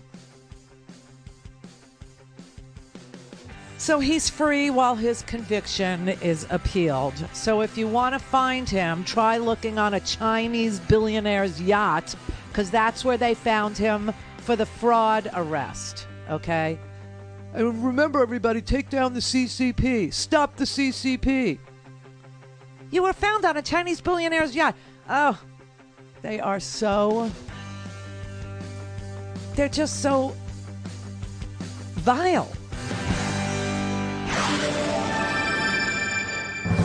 All things Randi at RandiRhodes.com. Go for launch. Speaking truth to power, the Randi Rhodes Show. Traitor! Fascist! Traitor! Fascist! Traitor! Fascist! How you doing, brother? Yeah. Yeah. Traitor, fascist, fugly. I just call it what it is. It's, bizarre. But I cannot believe that is the sentence. I can't, the judge ruled that he had no remorse, that he repeatedly, was repeating lies, that he wouldn't stop, that, he obviously, and you know what's really, really sad? You know what really irks me about all this is that we will now never know. You remember that episode on, the Meat Packers or whatever the hell that platform he's on is called? I don't know. What is it called? But you remember he said, strap in tomorrow, all hell's going to break loose. You remember all that, right? We will never now know because he has no intention of ever testifying. We will not ever know. What did he know was going to happen and who told him? Who told him? Who was he conspiring with that he knew that there would be violence on January 6th and told his audience the day before that you should strap in because it's not going to look like you think it's going to look. It's going to be quite different. We'll never know the answer to, that question because that is what he did not want to answer. That is why he would not testify, okay? That, and also it makes him seem, like a badass or some such thing to disrespect law in this country. Makes him look like a badass. From the Law and Order crowd. Ha! It's crazy. Jim in California. Hey, Randi. Hi. I was just talking about what he looks like, and he reminded me of the volleyball on Castaway after 4 years. Wilson? Yeah, it looks like Wilson after 4 years on the island. He looks to me, he looks like sweaty, pimply meat to me. You know what I mean? He looks like a bad bag of meat. Not even the good stuff, like the gristly stuff. And I check him out every morning in between Steph's show. He's on, and it's just hard to believe that little theme song he has about the CC, whatever the Chinese guy on there. Have you ever seen it? No. Oh, it's awful. I only look at the clips, okay? Okay. That's all I can take. That's all I can stomach of that face, that person, that thing. I'm telling you, I could smell him. He's the worst, and I wish him all the ill in the world. He's a traitor. I really do. He's a traitor, is what he is. Big time traitor. He is a person. Un-American as you can get. Yes, he's absolutely anti-democracy, anti-law, anti-order, peaceful transfer of power. He's he's a fascist in waiting and a white nationalist on top of it. And somebody needs to tell him that if we polished him up, I don't think he's really white. I think his rosacea makes him some other color. Absolutely. So, hey, thanks so much, kid. Thank you. Jeannie in Alabama. Hi, Randy. You are the darling of Free Speech TV. Love your attire, by the way, today. Thank you. Anyway, you're welcome, sweetheart. Trump, I don't believe he will be convicted of blackmail, which I believe that's why he took the classified files, was to perpetuate blackmail. The charge wouldn't be blackmail. The charge would be espionage, violation of the Espionage Act. And today we found out what is in some of those documents, and it was sources and methods. It was classified, top secret, uber compartmentalized, top secret that nobody gets to see information about Iranian missiles. Yeah. And China and a Chinese weapons program. That's what he took. And that's just the tip of the iceberg. Correct. However, my perspective is we all need to be part of the Freedom of Information Act. And the classified files that most of us don't know what is in, okay, whether you're a clairvoyant or whatever you want to call it, it doesn't matter. The classified files, I believe, are national security to protect the 6 industries that actually I just manipulate, but they own lock, stock, and barrel. They own the devil's bin, the government, okay? Who does? The 6 industries, fossil fuel, electric. I mean, free electric has been around a long time, okay? We don't need to pay for it. So how are you getting from the documents to that? Well, because my opinion is these documents or classified files are something that we all need to be aware of because they're not really meant for national security. Well, I just told you that some of the classified documents are highly sensitive intelligence about how we gather information against adversaries, against Iran and against China with regard to missile systems and, let's say Russia. Let's say Russia was going to use nuclear weapons. Let's just say that's not happening, everybody. It's not. But we would know because we would see them moving missiles from where we already know they are, because this is the kind of espionage we engage in.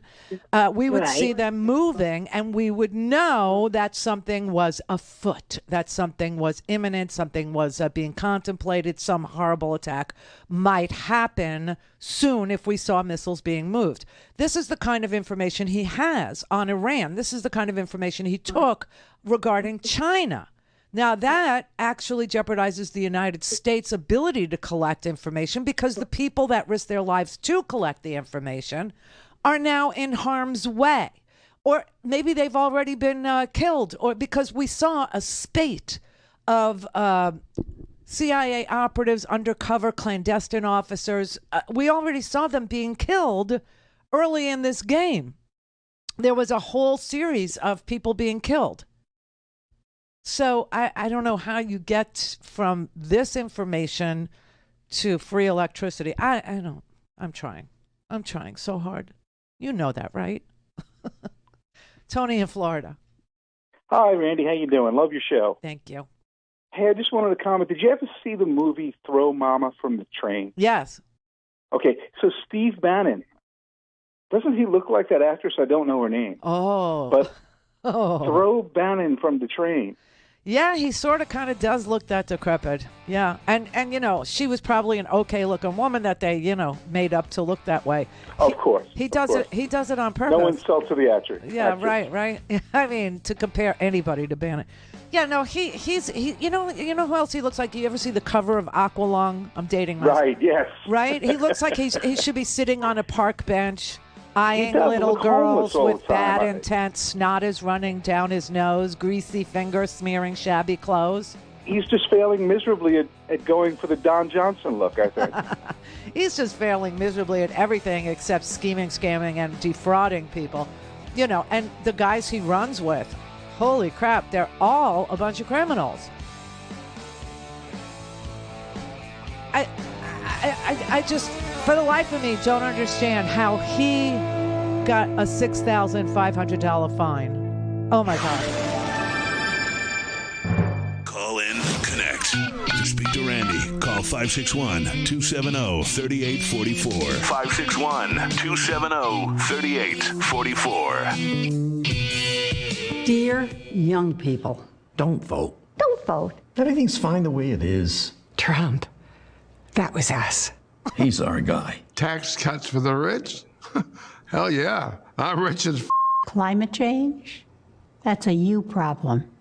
I'll be dead soon. Sure, school shootings are sad. But I haven't been in a school for 50 years. I can't keep track of which lives matter.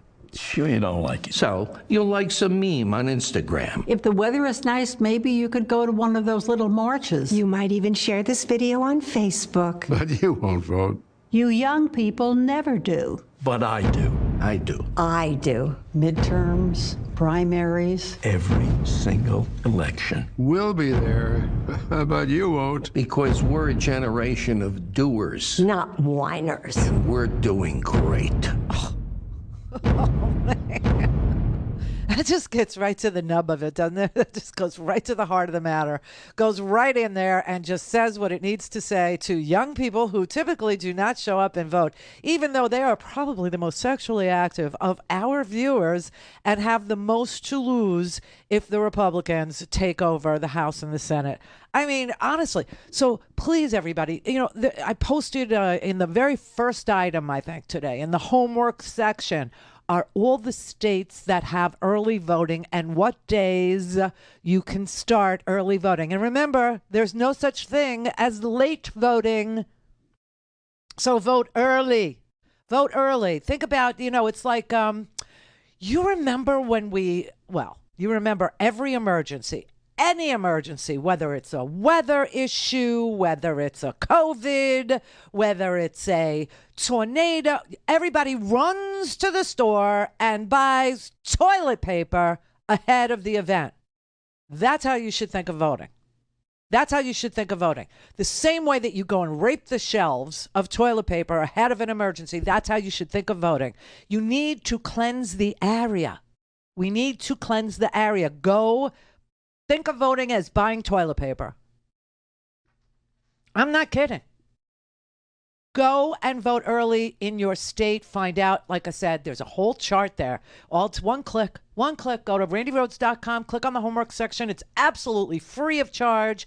I do it as a public service for you and your power because information is power.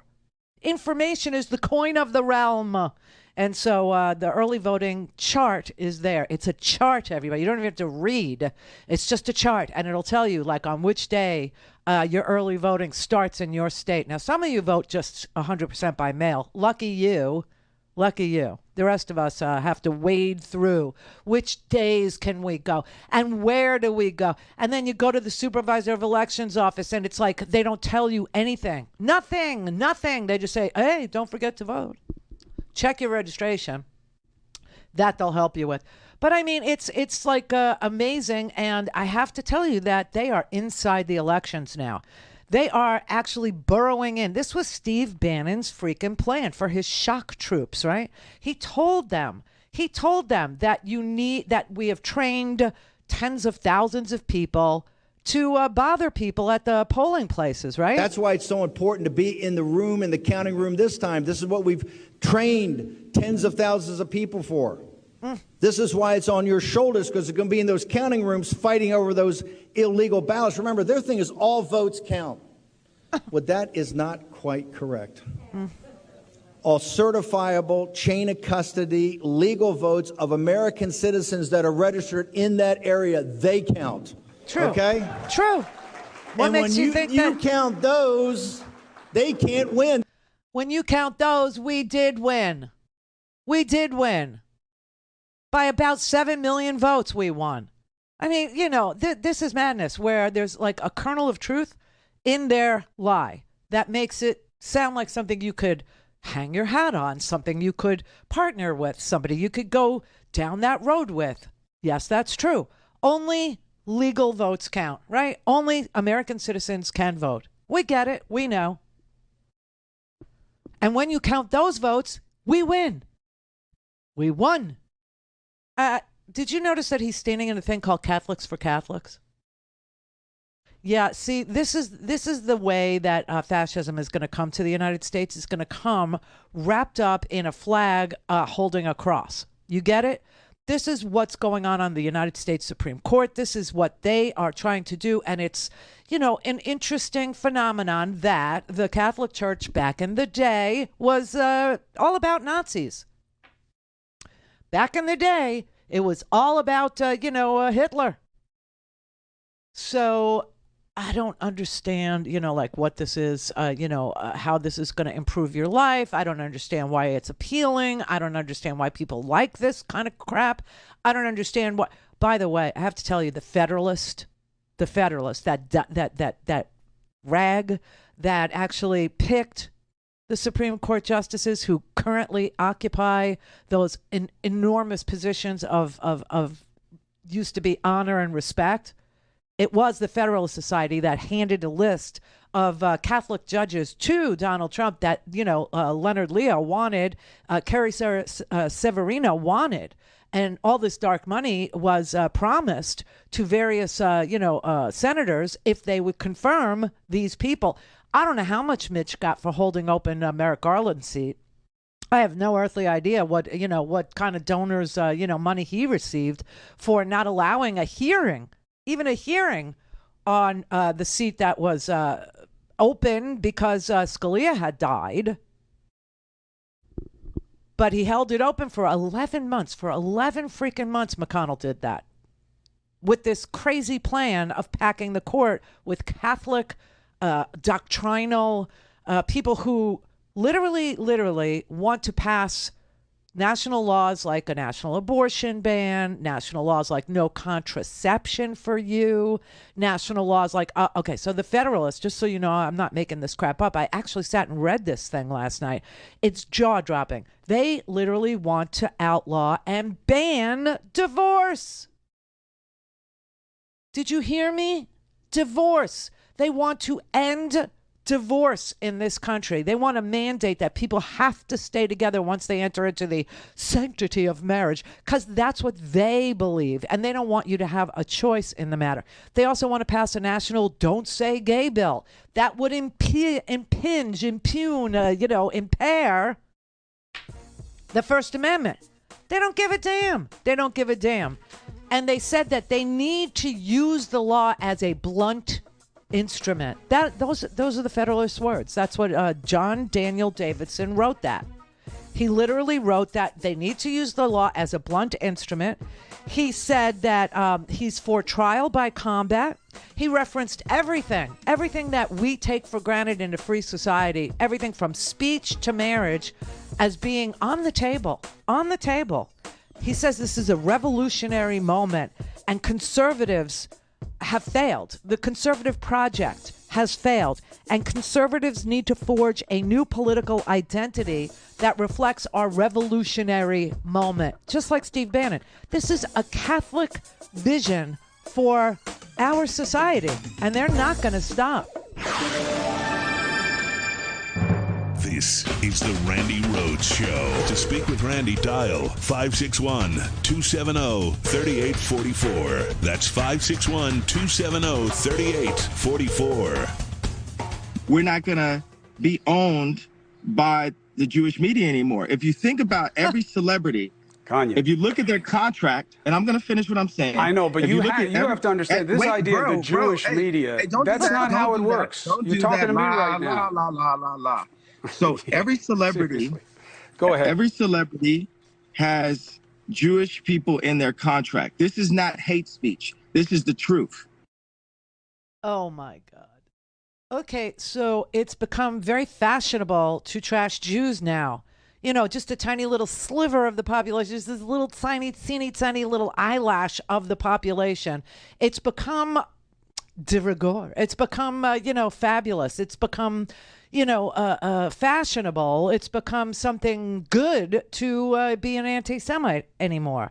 I mean, I get that the guy's bipolar. I get that he has mental health issues. But you know what? Take your meds or shut up about it when you're having some sort of take the Latuda. Something, even yourself out. This is crazy. And there's so many people in Trump world. Bannon is one of them that play with this, Nazi ideology that just keep on, saying Jewish this and Jewish that and, as if anybody, of any other religion like Rupert Murdoch isn't controlling giant swaths of news and information for their own, enrichment. Literally putting on the airwaves, the Newsmax, the OANs, the Fox News Network. Do you know what Fox News is doing? Instead of reporting and educating their viewers about these facts, today is a monumental day. Today, Joe Biden was able to announce proudly that we have cut the United States budget deficit in half for the biggest decrease ever in the history of the United States. And this amid the COVID spending. Okay? They were able to figure it out and do the math and run the government like you would run your household and make investments in things that we needed and still manage to pay down half of the deficit. Cut it in half, okay? I mean... Congressional Republicans love to call Democrats big spenders, and they always claim to be for less federal spending. But let's look at the facts. The federal deficit went up every single year in the Trump administration, every single year he was president. It went up before the pandemic. It went up during the pandemic. It went up every single year on his watch, the Republican watch. In fact, in 3 years before COVID hit, the deficit ballooned by another $400 billion. They're the facts. And one big reason for that is Republicans voted for a $2 trillion tax cut, a Trump tax cut, which overwhelmingly benefit the wealthy and the biggest corporations. And that racked up the deficit significantly. Yeah. On my watch, things have been different. The deficit's come down both years that I've been in office. True. Mathematically correct, sir. Okay? And instead of educating their audience about this monumental achievement that was actually done, it's banked, it's there, it's math. They are they're telling their audience this you wouldn't even believe it if I said it out loud. So I'm going to show you the promo for their new program. This is real, I swear. Hang on. Yeah. There are so many pieces of evidence. The media has ignored it because they wanted Joe Biden elected president. Ladies and gentlemen of the jury, I am here to defend Hunter Biden. They were attempting to influence policy. Objection, Your Honor. Let's look at photographs. This is what I think of these photographs. Oh my God. We really have no way of knowing what was said between him and these people. Did he commit bribery? Your Honor, if you're going to try my case, try not to lose it. At this time, the prosecution rests. The trial of Hunter Biden, streaming all this week. I'm not kidding. That's real. I mean, you would think it's a parody. You would think it was, Lincoln Project. You would think it was Midas Touch. You would think it was the recount. No, that's Fox News. That is what they are promoting. That is what they are feeding to their audience like pablum. This is what they're spoon feeding just getting them ready for the new Congress that they envision will do nothing for the American people, nothing for the deficit, nothing. They'll pass and extend and double down on the Trump tax cuts that were unpaid for, that literally broke the deficit ceiling, literally broke the country. And they will instead investigate Hunter Biden. And this is the primer. This is the primer for the pump. This is what they're getting everybody juiced up for, because that's the only thing that the Republicans will do is investigate. They will investigate not the president of the United States, because there's nothing to investigate Joe Biden for. Joe Biden hasn't done anything. But they will investigate Hunter Biden for apparently lying on a gun application. And that will take an entire season of Congress. And they will view Congress as if it's a television season. But there's something about the Jewish media that Kanye wants to point us in some direction about. Really? Is Rupert Murdoch circumcised, Kanye? Oh, I'm sorry. Yay. Is Rupert Murdoch a secret Jew? Is his longtime girlfriend Wendy Dang a secret Jew? I mean, what is with these people? Honestly, I swear to God. They hate Jesus. If you hate Jesus, you have a problem with me. Newsflash, and every Christian, this should be the mantra. If you hate Jesus, you have a problem with Christians. Straight up. Don't tell me religious Jews or whatever. Question, do you hate Jesus? No one hates Jesus. Jesus is the King of the Jews. That's what it says on his cross, King of the Jews. Oh, my God. You know, this is garbage in, garbage out, but it's very, very, very seductive to people who are prone to hatred and aggression. This is what they feed them over and over and over. Look over there, look over there, look over there. Don't look here, because here we have progress. Here we have the price of gasoline falling. Here we have household income going up. Here we have 8% inflation, where over there they have 30% inflation. We went through this yesterday. France, the price of bread is up 30%. The United States is literally on that wall, protecting you from a global meltdown, trying to put more money in people's pockets and pay for it. At the same time, what pay for us? You know, like a 15% minimum tax on giant billion-dollar profitable corporations. You know, stuff like that there. And it works, okay? It freaking works.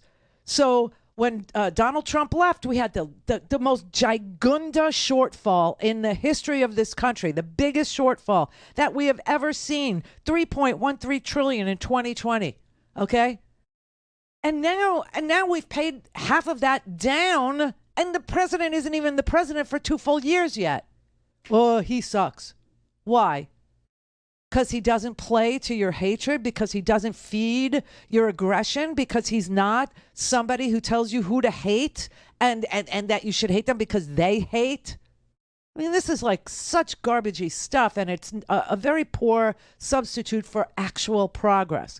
It's a very poor substitute for actual 21st century ideas. It's a terrible substitute for creating new jobs in Ohio that pay $135,000 a year each. It's a very poor substitute for building things, for repairing roads and bridges. It's a very poor substitute for getting us through a pandemic. It's a very poor substitute for this decline that they're for.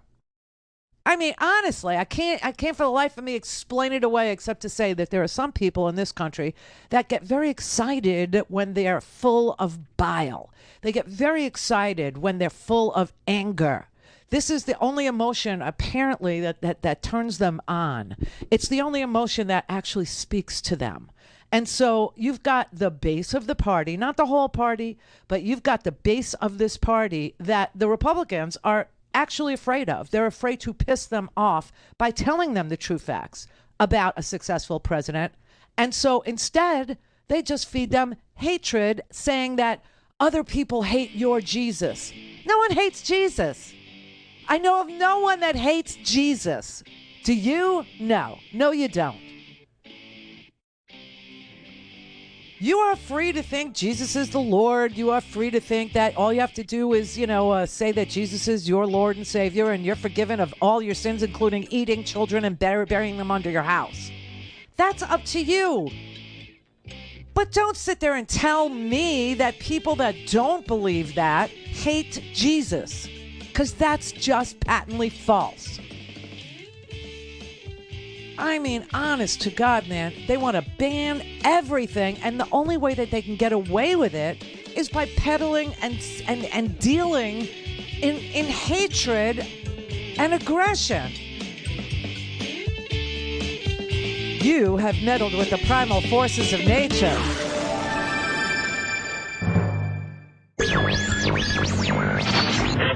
Mary had a little man. The fault. We believe that all men are created equal. To the magnificent mosaic that is America. From radio beacon to radio beacon. I have a dream today.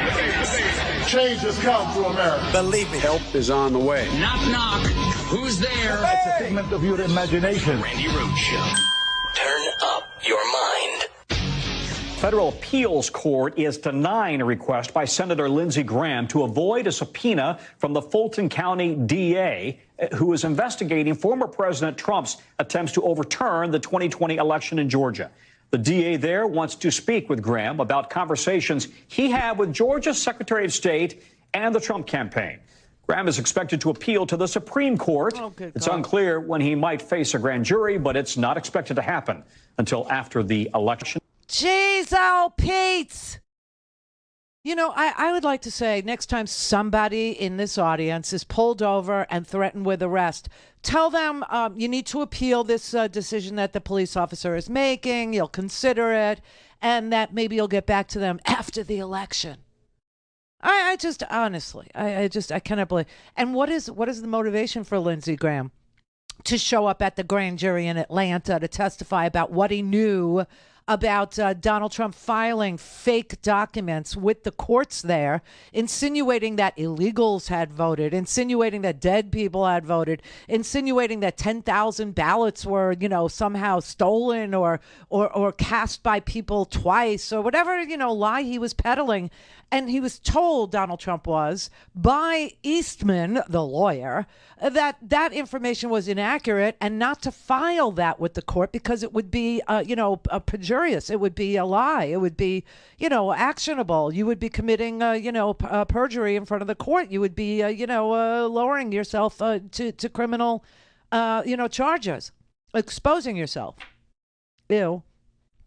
And he filed it anyway. And then Lindsey Graham made phone calls trying to, ask them if they could throw out. This is the thing with Lindsey. This is the testimony they want. It has to do with Lindsey Graham calling Raffensperger, calling Kemp, and asking them to throw out mail-in ballots, throw them out, because they thought that if they could get rid of the mail-in ballots, then Trump might win Georgia.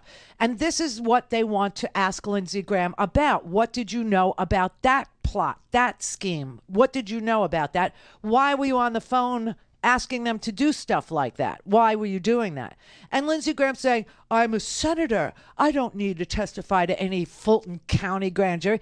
And court after court after court, this was the 11th Circuit Court of Appeals, all said, no, Lindsey, you have to testify. It's a subpoena. But what is his motivation?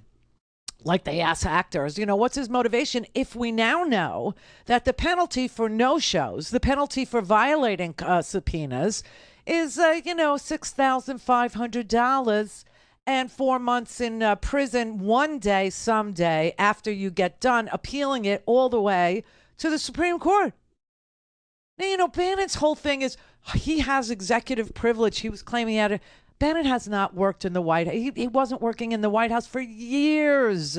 For years when he, that's the whole thing is he was sitting on his, stupid, Truth on Social or his Getter, Gotter, Getter Good, whatever that platform is that, fugly is what I call it, because that's all that you hear there is just fugly stuff. But he was on his show saying all hell is going to be breaking loose tomorrow. He wasn't part of the Trump administration. He was a civilian. All hell is going to break loose tomorrow. And it has to be vindicated to save our republic. We will win this fight, or America will step off into 1,000 years of darkness. The battle cries wrapped in their delusional lies about a stolen election Steve Bannon, whose Twitter and YouTube channels were removed for rhetoric like this. I'd put the heads on pikes. Spent weeks on a podcast he calls The War Room, comparing the Republicans' fight to overturn a legitimate election to historic periods in the American Revolution and World War II. I met so many people through my life said, man, if I was a revolution, I would be with Washington and Trenton. Well, you know, this is for your time in history. Ominously, the day before the siege. It's not going to happen like you think it's going to happen, okay? It's going to be quite extraordinarily different. And all I can say is strap in. You have made this happen, and tomorrow it's game day. I mean, honestly, how is that privileged by an executive or a vice president or anybody? It isn't. It isn't. And the big penalty is what? $6,500 for a guy who ripped off his own viewers for $1 million.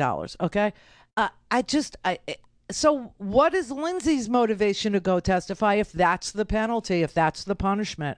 $6,000? Are you freaking kidding me? $6,000? That's a bar tab in Washington, D.C. That's a Friday night bar tab. Believe me, believe it. So the 11th Circuit Court of Appeal says, no, Lindsey, you may be questioned. You may be questioned. You have to show. Why would he? Why would anybody? These law and order people don't believe in law, and they don't believe in order, and they don't believe in an orderly transition of power. They don't believe in anything having to do with order. They believe in violence. They believe in aggression. They believe in hatred. They believe in bullying. They believe in just smearing and lying and cheating. It's what they believe in. It's what they stand for. It's what they've done. You don't even have to assume anymore. You can actually look at modern history, recent modern history. And the cover-up portion is just, it's legendary. It's just so unbelievable what's going on here, okay? So if they're going to say that the court has, that subpoenas have no effect and don't worry about the court, the court is going to, make you pay $6,500. But hey, if I testify, I could be charged under, the Insurrection Act.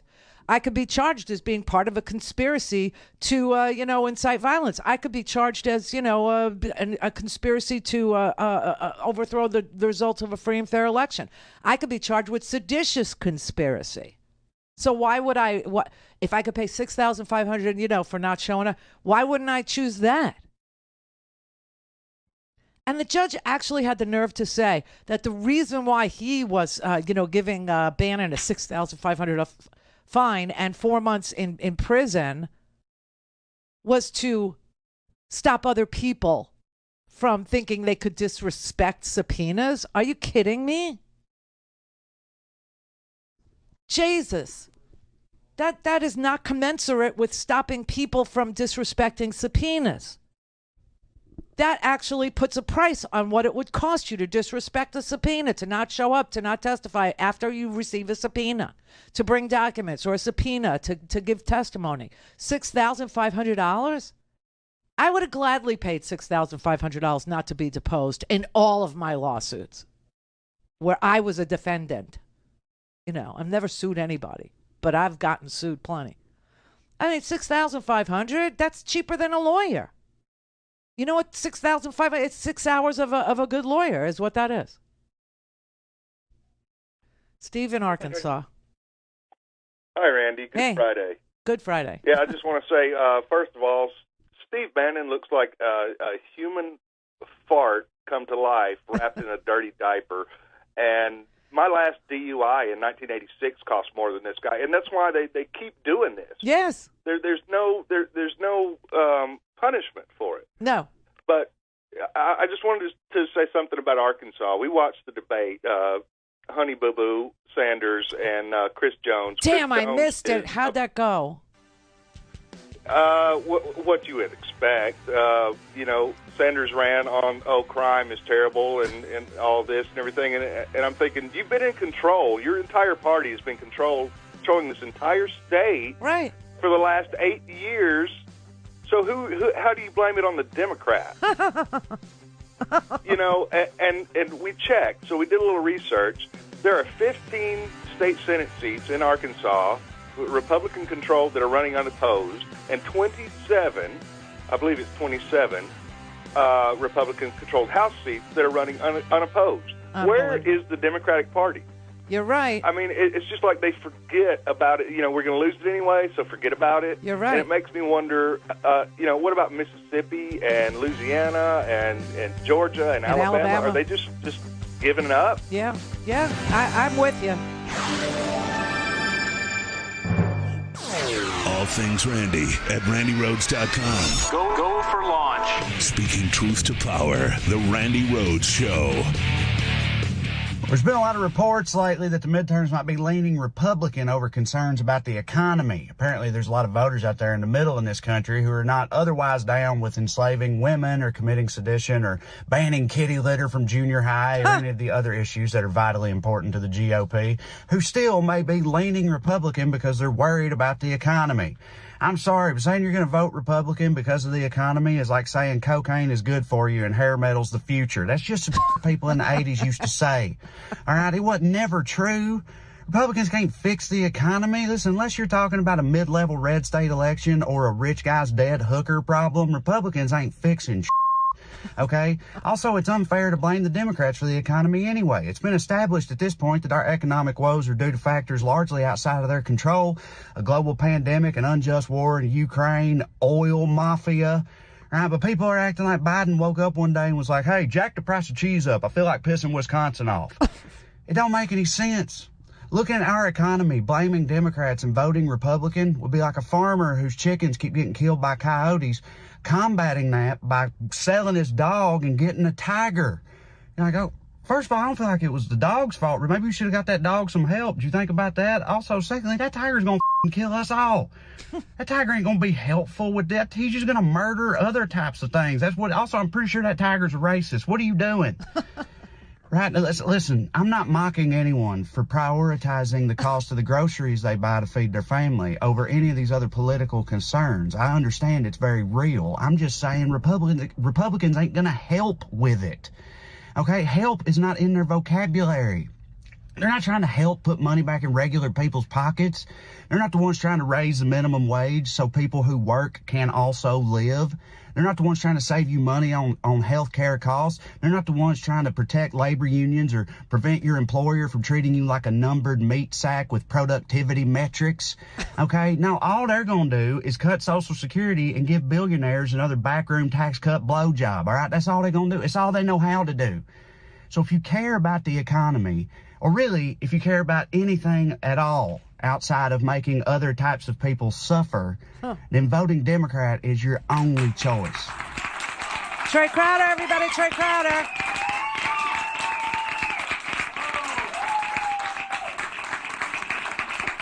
Bannon is that meat sack. Just saying. But the economy is not terrible. Inflation, which is global, but people are feeling the pain when they see the price of things that big ag is jacking up, or that big oil is jacking up, the gouging, the everything that's going on is not happening because of Joe Biden. Everything that is going on has nothing to do with Democrats' desire to pass a windfall profits tax, which would tamp down the gouging, which would have the effect of lowering prices. But here's a little factoid for you. From January 2021 to mid-2022, which is where we are, the net wealth of the bottom 20% of U.S. households increased by $1.23 trillion.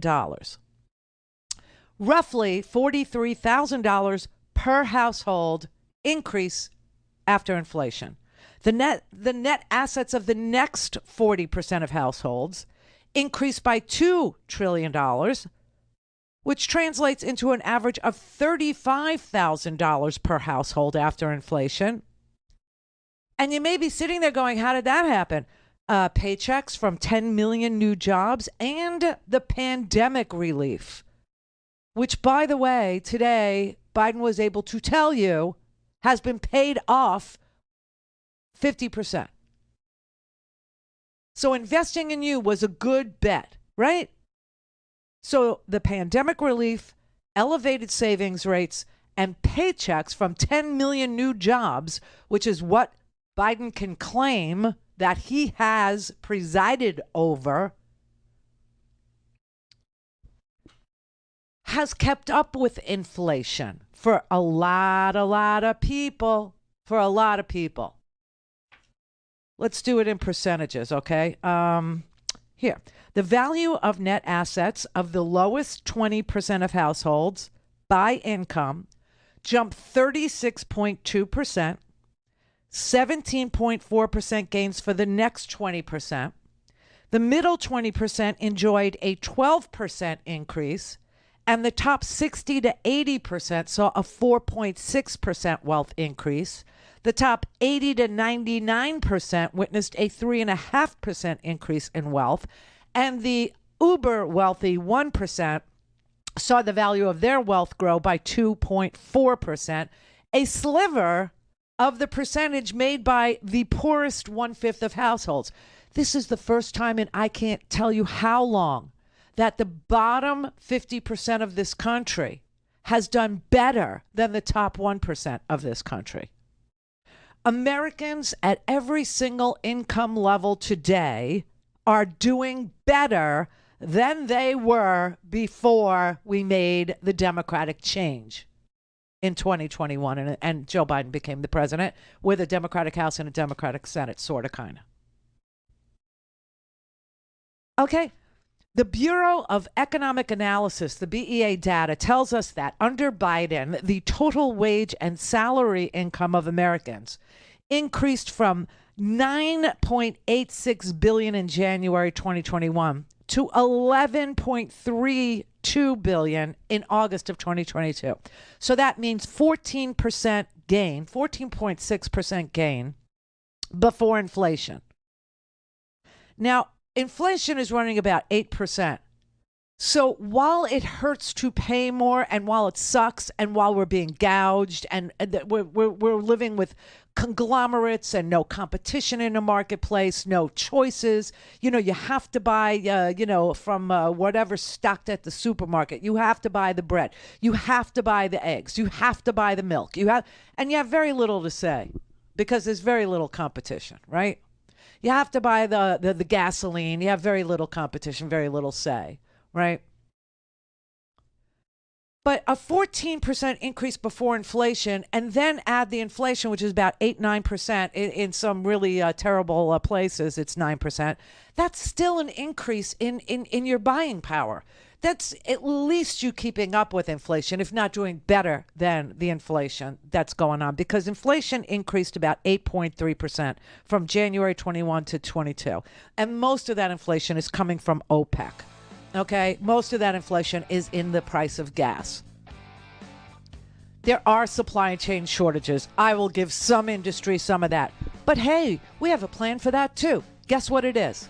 Manufacturing here, building plants here, making things here. Well, what's missing from our being able to make things here? Oh, let's say semiconductors. They're in everything from toasters to automobiles. Oh, that's right. We have the CHIPS and Science Act. That's going to build factories, Intel plants, and factories that make semiconductors, that make microchips. Right here. Screw the supply chain. It's us now. Do you really think Republicans, with their presidency and their House majority and their Senate majority, had any care in the world for any of this? Because when they were governing, the only thing they cared about was tax cuts for the wealthy, and that's all they care about now.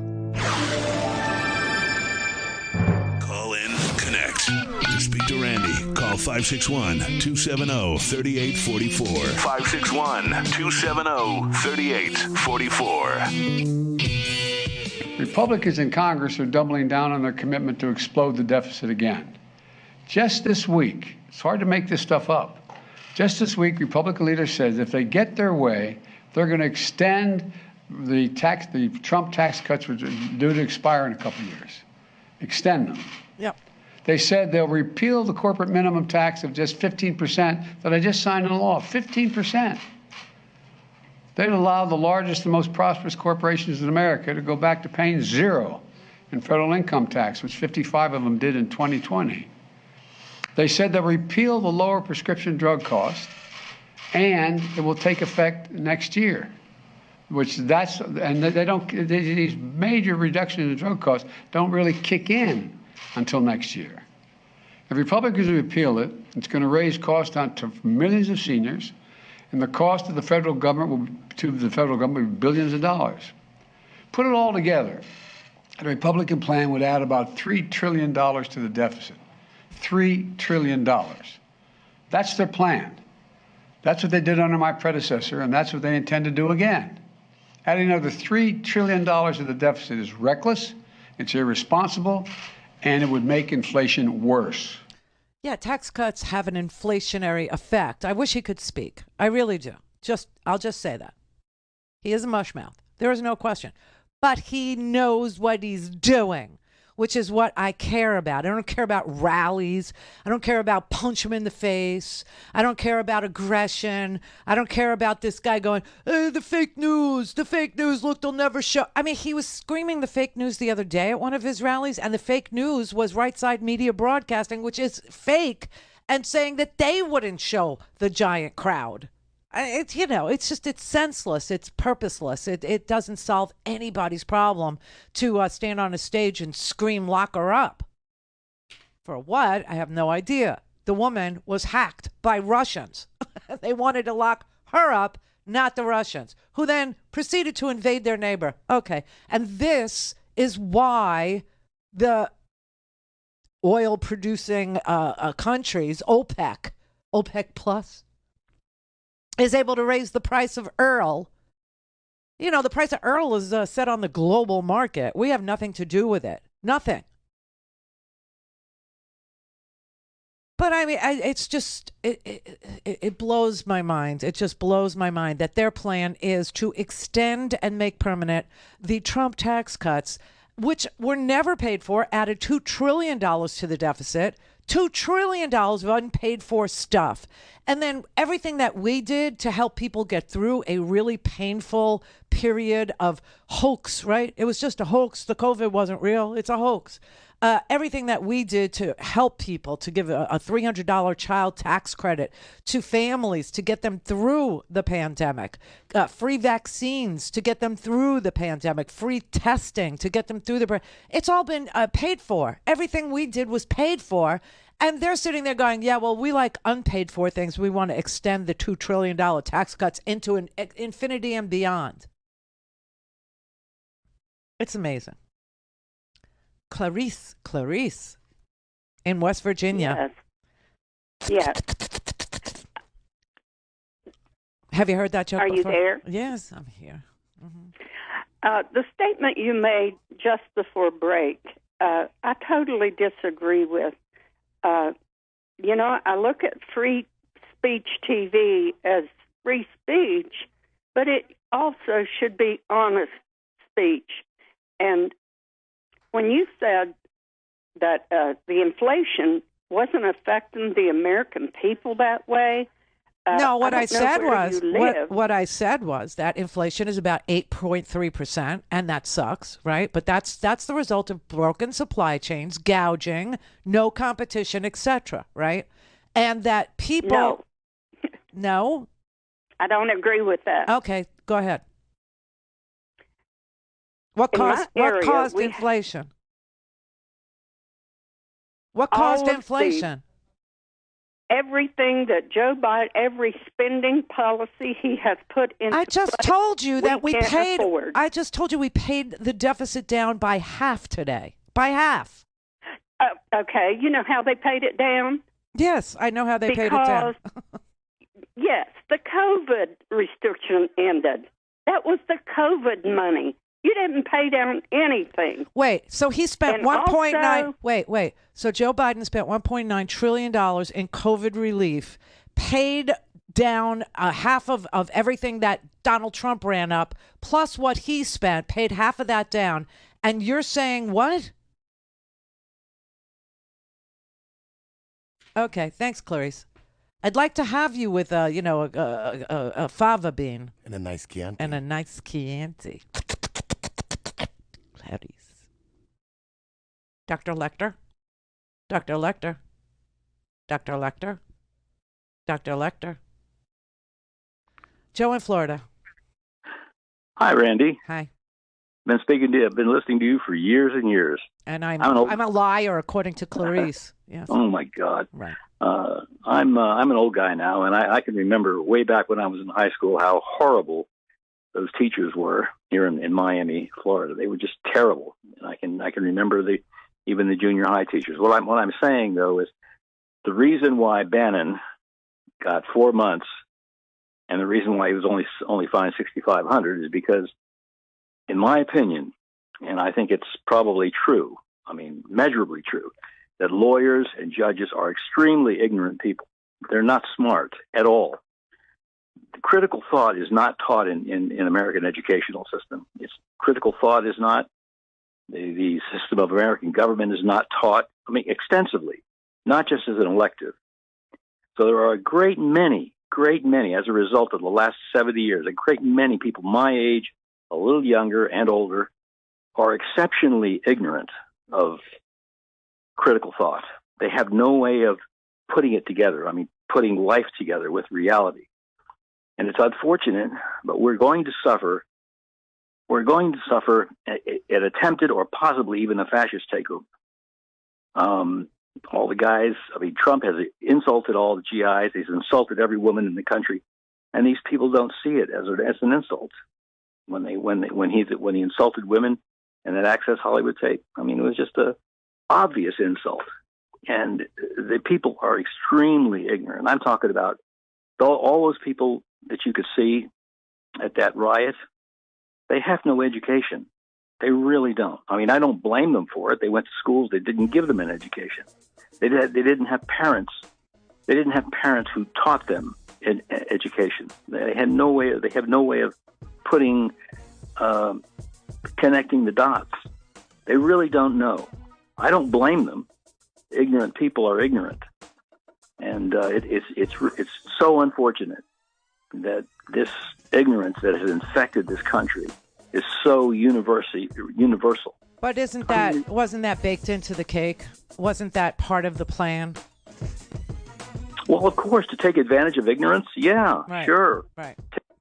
To not teach kids civics, to not teach them life skills, to not teach them, journalistic principles or standards and practices in news, or to take away the fairness doctrine, just meaning that, opinions had to be balanced out somewhat. Wasn't that part of the plan? This is the Randi Rhodes Show. To speak with Randi, dial 561-270-3844. That's 561-270-3844. I don't know what Clarice is watching, but she wants some truth in broadcasting. Okay, let's have a little look-see at Doug Mastriano, broadcasting. Is Shapiro complicit in this grooming that we hear about? Grooming.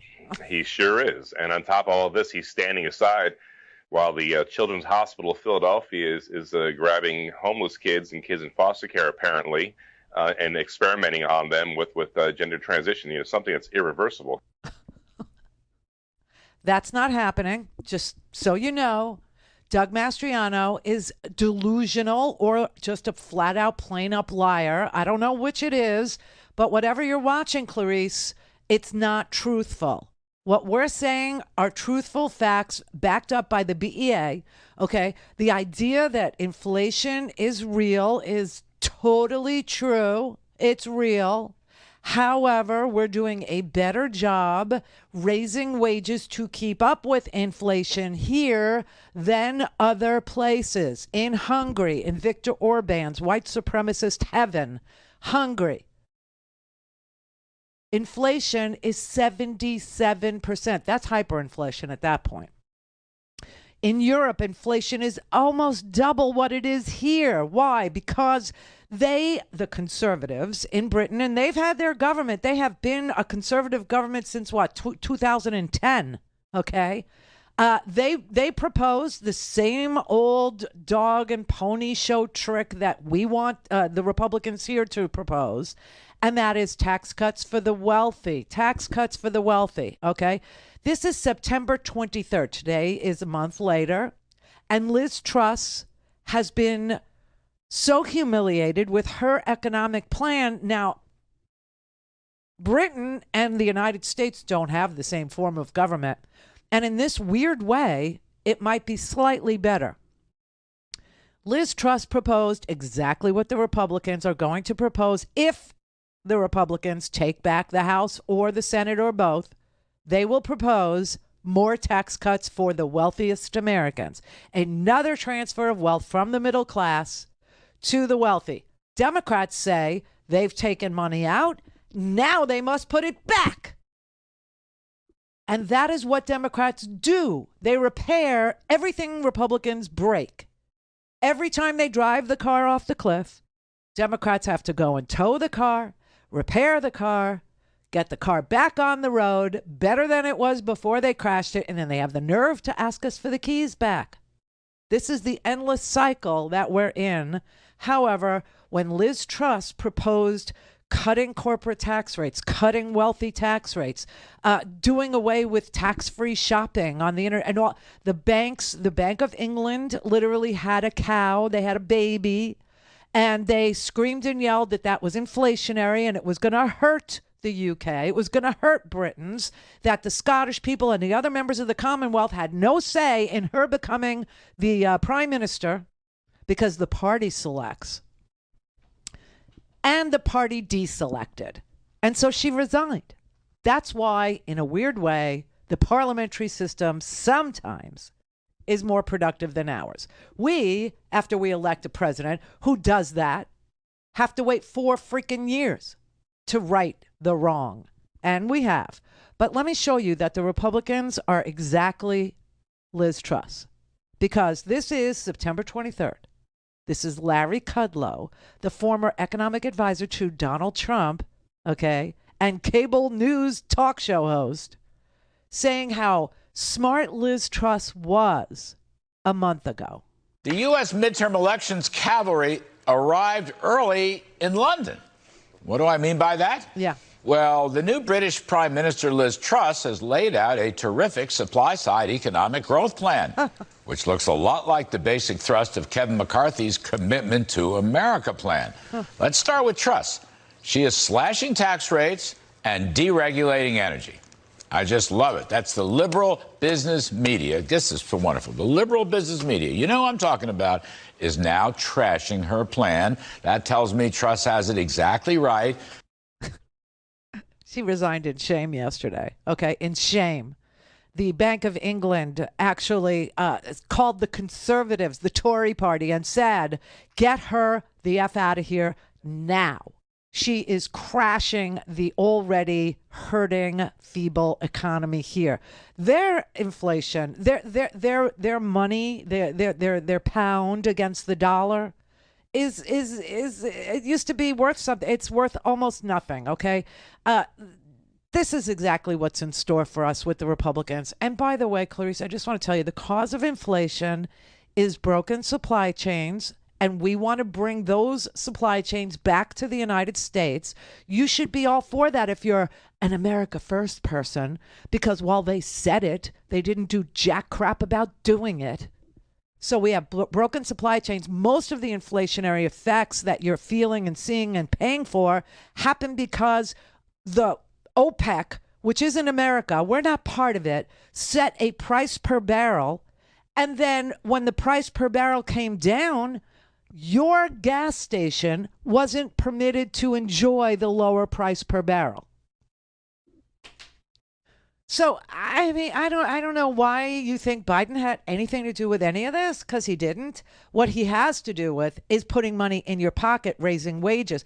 By the way, wages, let me just give you the numbers here.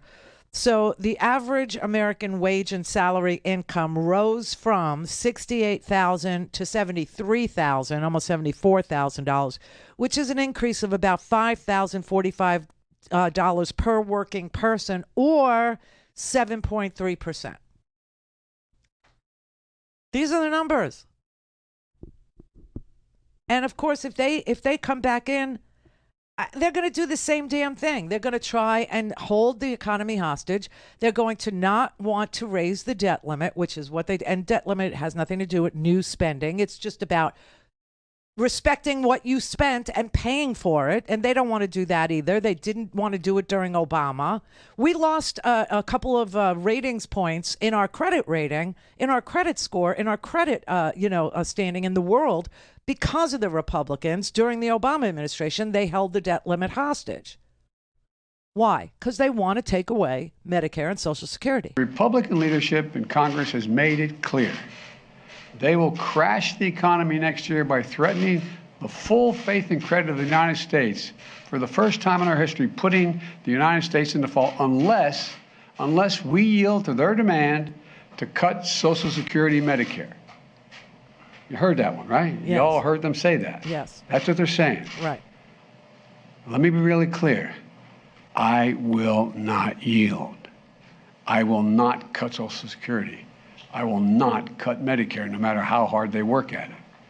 Folks, we know what the Republicans in Congress will do if they regain power. They're telling us. They're being straight up about it. They are being straight up about it. They're telling you, they're signaling you, they're broadcasting it. They're doing everything that they can do to let you know that they are going to crash this economy. Now, why would they crash the economy? Why? Well, Clarice, do you think that the Republican Party has any interest in a successful Biden presidency?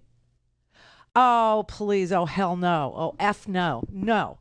They will crash the economy so that they can get back into the presidency in 2024. They will make you suffer.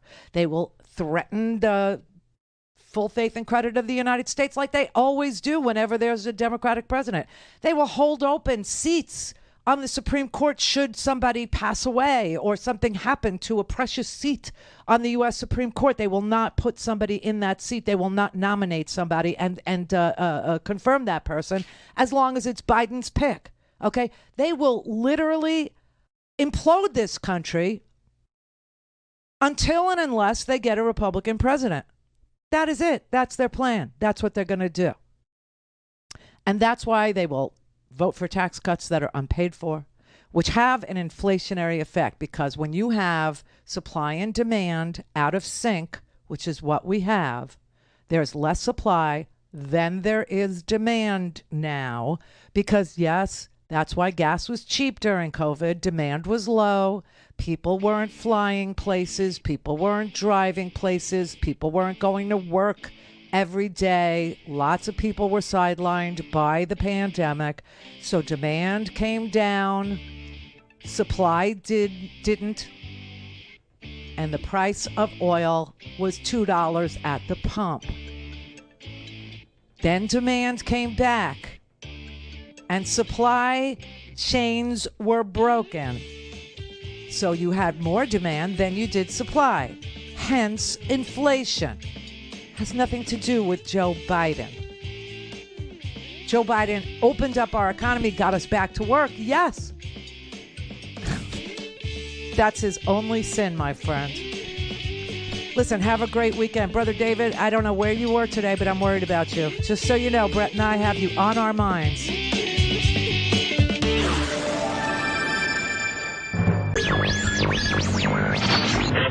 Mary had a little lamb. We believe that all men are created equal. To the magnificent mosaic that is America. From radio beacon to radio beacon. I have a dream today. Change has come to America. Believe me. Help is on the way. Knock, knock. Who's there? It's a figment of your imagination. Randi Rhodes Show. Turn up your mind. I'm running to serve Pennsylvania. He's running to use Pennsylvania. And let's also talk about the elephant in the room. I had a stroke. He's never let me forget that. And I might miss some words during this debate, mush two words together, but it knocked me down, but I'm going to keep coming back up. I'm running for the U.S. Senate because Washington keeps getting it wrong with extreme positions. There should not be involvement from the federal government in how states decide their abortion decisions. I want women, doctors, local political leaders, letting the democracy that's always allowed our nation to thrive. If you believe that the choice of your reproductive freedom belongs with Dr. Oz, then you have a choice. But if you believe that the choice for abortion belongs between you and your doctor. That's what I fight for. Will you pledge tonight to release those records in the interest of transparency? To me, for transparency is about showing up. I'm here today to have a debate. I strongly support fracking, drilling, the piping of that natural gas. I do support fracking.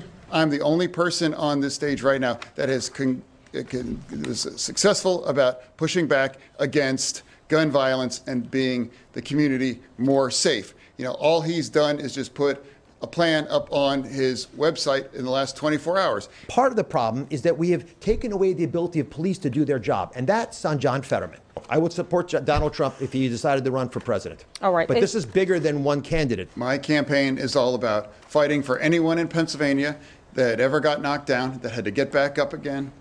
Okay. So that is as good as it's going to get, okay, because that's a nice edit of what happened last night in the Pennsylvania Senate debate, right? Yes, John Fetterman actually had a problem speaking last night. There's no question that a guy 5 months from a stroke, a massive stroke, getting up on a stage is going to have some issues with speech and speechifying. And yeah, he used closed caption TV, and the auditory processing issue that he has means that he had to read the questions in order to process the questions, and the stroke meant that he had a difficult time speaking. What's Herschel Walker's excuse? You see, this debate was hard to watch if you're not a disability advocate. But this goes right back to the notion that I've always had about FDR and other presidents who did not have to be president on the TV. You know, FDR was in a wheelchair. You understand that, right? FDR had polio. FDR couldn't really walk. I don't think America elects him in 2022. Just saying. Or 2024. JFK had a disease called Addison's disease. It caused enormous amounts of muscle spasms in his back. His adrenal glands didn't function properly. And so he had, all kinds of issues. And America never knew about it. Never knew about it. John Fetterman last night gave a performance that if you have ever recovered from, God forbid, a stroke, that you should be applauding. That America ought to have rallied around this appearance, just the fact that he showed up. The amount of courage and bravery, the honorable nature of this man, the fighter that he is, it reminded me of Rocky IV. I mean, I really felt like, he was fighting Drago, and that he had been training in the Pennsylvania wilderness, dragging a log behind him to build up his strength, that log being his stroke. And there was, his opponent, who is a Turkish citizen, foreigner like Drago was, an all-around bad guy who's been booted out of almost every organization he was ever part of because he's, unorthodox and bizarre. Actually standing on the stage being that smooth-talking salesman, that snake oil salesman, that good liar that Dr. Oz is. Trying to take advantage of the trouble that Rocky found himself in. But remember, Oz gave himself $20 million for his campaign and then had the nerve to attack Fetterman because Fetterman's family literally helped him after he graduated Harvard. Oh, yes. I don't know if you know who John Fetterman actually is. John Fetterman went to Harvard. John Fetterman comes from a family of wealthy insurance an insurance company. And he could have done anything he wanted with his life, anything at all. So not only did he come from money, but he also was able to get into and graduate from Harvard. So did Oz. Okay, so in this particular portion of their lives, they're equally matched because Oz came from money, Turkish money, in Turkey. In fact, Oz's family is still fighting over, his father's, will to this day. His sisters and him still fighting over the largesse that his Turkish father left that family. Okay, so they're equally matched right up until they both graduate Harvard. Okay, one decides that he's going to be a snake oil salesman. One decides that he's going to sell weight loss crap or endorse weight loss crap and, tell women that green coffee beans can melt fat away. You may think magic is make-believe, but this little bean has scientists saying they found the magic weight loss cure for every body type. It's green coffee beans. And when turned into a supplement, this miracle pill can burn fat fast for anyone who wants to lose weight. Yeah, visit DrOz.com. Okay? Or then we downshift into, what is that stuff called? Garcinia Cambogia? We're back talking about the newest, fastest fat buster, Garcinia Cambogia extract. Want to know how well it works? Yeah. Well, meet Missy. This is Okay. what she looked like before she began taking Garcinia Cambogia. While she was taking it, she lost 10 pounds in less than 4 months. Here's what she looks like now. 10 pounds in 4 months? You look really good. 10 pounds in 4 months? I mean, come on. And then when he was asked about, the weight loss salesman that he is. Did you or your company make a profit from promoting those products? You have 30 seconds. I never sold weight loss products as described in those commercials. It's a television show. Like this is a television show, so people can run commercials on the shows, and that's a perfectly appropriate and very transparent process. I ruffled a lot of feathers on my show because I told people the truth, and I'm proud of that. I'll do the exact same thing as a U.S. senator. Garcinia Cambogia, everybody, or green coffee bean is just going to bust fat. It's just going to melt away your omentum. He's very big on the omentum. I can't tell you how many times I saw Dr. Oz showing omentum, fatty tissue. Okay, I honestly. But anyway, so they're equally matched right up until they make these life-changing decisions after graduating Harvard.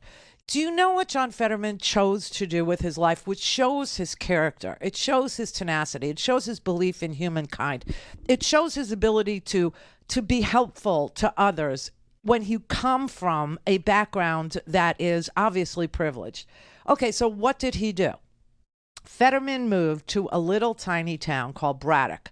Braddock is about, 6 miles east of Pittsburgh?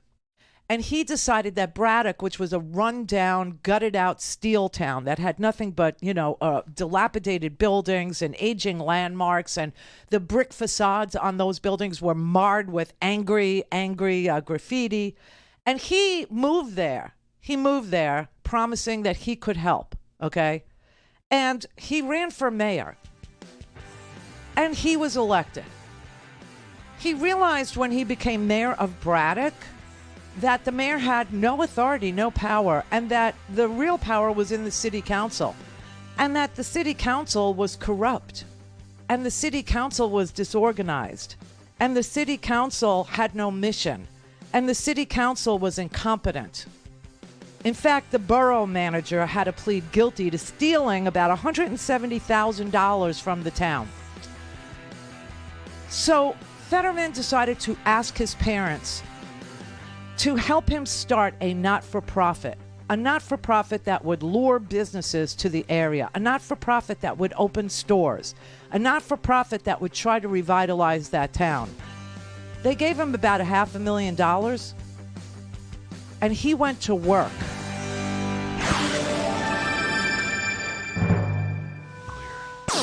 All things Randy at RandyRhodes.com. Go for launch. Speaking truth to power, the Randi Rhodes Show. Let's also talk about the elephant in the room. I had a stroke. He's never let me forget that. And I might miss some words during this debate, mush 2 words together, but it knocked me down, but I'm going to keep coming back up. And this campaign is all about, to me, is about fighting for everyone in Pennsylvania that ever got knocked down, that needs to get back up, and fighting for all forgotten communities all across Pennsylvania that also got knocked down. Okay, so this is the thing. The character and integrity of John Fetterman is real, okay? Yes, he has an issue with his speech after 5 months post-stroke. I mean, it's incredible that he's even running. It's incredible that he's able. It's incredible that his doctors say he's okay. Yes, he does have auditory processing issues. Yes, he does have some speech impediments. But I would rather have a guy with character and integrity with an auditory processing disorder than I would somebody who can't process the truth or reality. I mean, Dr. Oz has a reality processing disorder. He doesn't even, acknowledge that he spent 20 years or so on the TV trying to tell us women who are home folding laundry or raising kids or, trying to work from home watching his show that we could lose weight by sucking on a green coffee bean or taking some supplement that never, ever produced the results. I don't understand why he's still in denial about the truth of his career and the path that he chose for himself. That is the path Dr. Oz chose for himself. The path that Fetterman chose for himself, both of them graduated from Harvard, okay, was that he moved in to a distressed community known as Braddock that had about 1,700 people left in it, and decided that he was going to revitalize this community. I said that his parents gave him $500,000. That's wrong. They gave him $50,000. I added a zero because maybe I have a processing problem, okay? I glanced down and said it wrong. So I don't know what that means about me, but yeah, his family gave him $50,000. And that year, he used that $50,000 to buy an old red brick church in Braddock. And he decided that that would become the hub of the community. That would be the vibrant community hub where recreational and educational programs for kids and young adults could occur. And he decided to start a GED program. That is what he did with his time. He decided to teach kids how to finish their high school diplomas. And that was the beginning of Fetterman's approach to revitalizing Braddock. Okay? And over the next few years, Fetterman, as mayor, was able to draw attention to this little town and money to this little blighted area of Pennsylvania. And Rolling Stone decided to cover it. And Rolling Stone did a report, an article on John Fetterman. And that is how John Fetterman was able to attract Levi Strauss and Company to come to Braddock. They saw his gritty community as an ideal setting for a campaign that they were about to launch called Ready to Work. It was an ad campaign for Levi's. And when Fetterman was talking to Levi's actually started, saying, what would it cost to come into your town? He said, okay, well, here's what you have to do. You have to have local people star in these commercials, and you have to pay them, okay, union scale. And we also want a generous donation from Levi Strauss to our nonprofit so that we can continue the work. Then he got booked on the Colbert Report. And that's how people started to understand that he was this guy that, wore sweats, and he was very low key. Nobody could believe, he was 6'8". He is 6'8". Nobody could believe, that he had done any of this, that he had decided that that was what he was going to use his Harvard degree to promote, that this is where he was going to live. And he didn't just live there for a few years. He still lives there. It's been 20 some odd years that he's been in Braddock. He was reelected to be the mayor of Braddock 3 times. 3 times. They kept reelecting him. Levi Strauss gave him the largest donation that his not-for-profit ever received. They gave him $948,001. It was called Braddock Redo, okay? Redo. And that was the largest single donation that they ever got. And he used it to renovate a community center. He turned a vacant, weedy lot into a vegetable farm, okay? And then he started to try to bring down the crime rate in this little town, and he was successful at doing that too. He ran into some money problems. He asked his parents to loan him some more money. They did. He paid it back, which nobody ever wants to say. But this is who he is. This is his character. This is what, and the reason why his family was supporting him, because his father, whose name is Carl Fetterman, he said that he whatever support I provided was to make it possible for him to do this work. I really admired what he was doing with his life. And then he was able to attract donations from Heinz Endowment and Pittsburgh Foundation. And his family had only given him a very small portion of the seed money that, he started with, the $50,000, which, by the way, he paid back. He didn't take a salary. I think he made $150 a year to be the mayor. okay? And his not-for-profit ended up spending much more money than it received, and you know, they were short $100,000 for like 2 years, okay? And he made a huge difference in that town. He attracted a brewery to that town. He attracted a restaurateur to that town. He did so much good in this little town where he still freaking lives, where he still toils, where he still works, where he still tries to make something out of nothing. Give me a guy like that with some, speech problems. Give me a guy like that with a physical disability any day over a guy with no integrity, no character, who donates $20 million to himself and votes in another country and doesn't even live in the state that he's trying to run for Senate in. What Fetterman did is not a high glamour thing.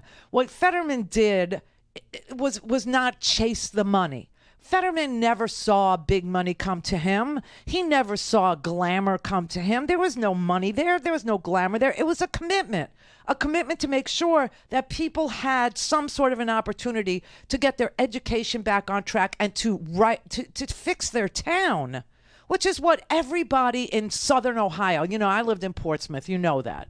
And, I lived there for a good 3 years or so. And I know the people of Portsmouth, and I know what they're up against, and I know what they suffer with, and I know how it works there, okay? I understand going to Pentecostal church on Wednesdays. I also understand coming home from the Pentecostal church and beating your wife because you're so wasted on beer and Valium or beer and Oxy now or beer and Roxy. I get it. I understand that community. But to have a guy that actually says, not only am I moving here, but I'm going to stay here until the job is done. I'm going to build a community center. I'm going to build and attract businesses to come here. I'm going to attract a brewery. I'm going to attract, restaurateurs. I'm going to clean the streets. I'm going to get rid of the angry graffiti. I'm going to replace it with, positive things. I'm going to have bicycle shops move here. And I'm going to do it with, all volunteers in a not-for-profit situation. I'm sorry, but yes, he sucked last night on the debate stage. But he's a wonderful human being. Call in, connect. To speak to Randi, call 561-270-3844. 561-270-3844. You suffered, as you mentioned a moment ago, a stroke. You suffered, as you mentioned a moment ago, a stroke 4 days before the May primary. Last week, you released this note from your doctor saying you can work full duty in public office, but you have not released your detailed medical records surrounding your stroke. Mr. Fetterman, will you pledge tonight to release those records in the interest of transparency? You have 60 seconds. No. To me, for transparency is about showing up. I'm here today to have a debate. I have, speeches in front of 3,000 people in Montgomery County, all across Pennsylvania, big crowds. I believe if my doctor believes that I'm fit to serve, and that's what I believe is appropriate. And now with 2 weeks before the election, I have run a campaign and I've been very transparent about being very open about the fact we're in use captioning. And I believe that, again, my doctors, the real doctors that I believe in, they all believe that I'm ready to be served. Okay. It's painful. There's no question about it. But what we're voting for here is many things. Actually, what we're voting for here is control of the United States Senate, nothing less. What we're voting for here is the ability to self-govern. What we're voting for here is honest government. This man has integrity and character, and he's tough and obviously a fighter. That he showed up last night. And, I heard the commentary after the debate, okay? It was, we were watching it. Howard and I were watching it going, oh, this is not good. This is not good. Just like every one of you were watching it going, this is not good. This is not good. Oh, my God. Oh, my God. Let's just be honest about it. It was difficult to watch a man who was only 5 months out of a stroke try to debate one of the slickest, smoothest salesmen that ever came down the pike. It was hard to watch. There's no question about it. There's no candy coating it, sugar coating it, nothing. But if you do know who this man is, and I know Pennsylvania does, if you know his character, And you know that you need to respect the fact that he just even bothered out of respect for you to show up and do this debate. Then the voting, the question of who to vote for is a no-brainer. Obviously, there's big trouble in paradise. Obviously. I don't know, listen, the candidates that we've been, I love debates. I do. I play them all the time. I watch them. I edit them. I bring them to you. And, listen, this one was tough. It was really hard. It was uncomfortable even. But I know who he is. I know what he's about. I understand that he is a person who will bring something to the table for Pennsylvania. He's not doing it for himself. He's not doing it for money. He's not doing it for glamour. He's not doing it to be called senator. He's doing it because he believes that this is the place where he can make a difference for most Pennsylvanians, more Pennsylvanians than he could not doing it. And that's why he showed up last night. And, listen, everybody was talking about the fracking answer. Okay, the fracking answer was probably the most uncomfortable portion of the debate because Fetterman one time supported a moratorium on fracking. But here's the dirty little secret. Dr. Oz did too. Dr. Oz did too. But because Fetterman's speech was so halting and choppy and repetitive and tough to listen to, nobody's talking about the fact that Oz was the smoother operator on the same freaking question of a fracking moratorium. So I'm going to play you the Fetterman portion, which is difficult. And then I'm going to play you the Oz, which is what Fetterman, if he had no integrity and character, if he had no principles, would have sounded like, okay? I always believe that independence with our energy is critical, and we can't be held, ransom to somebody like Russia.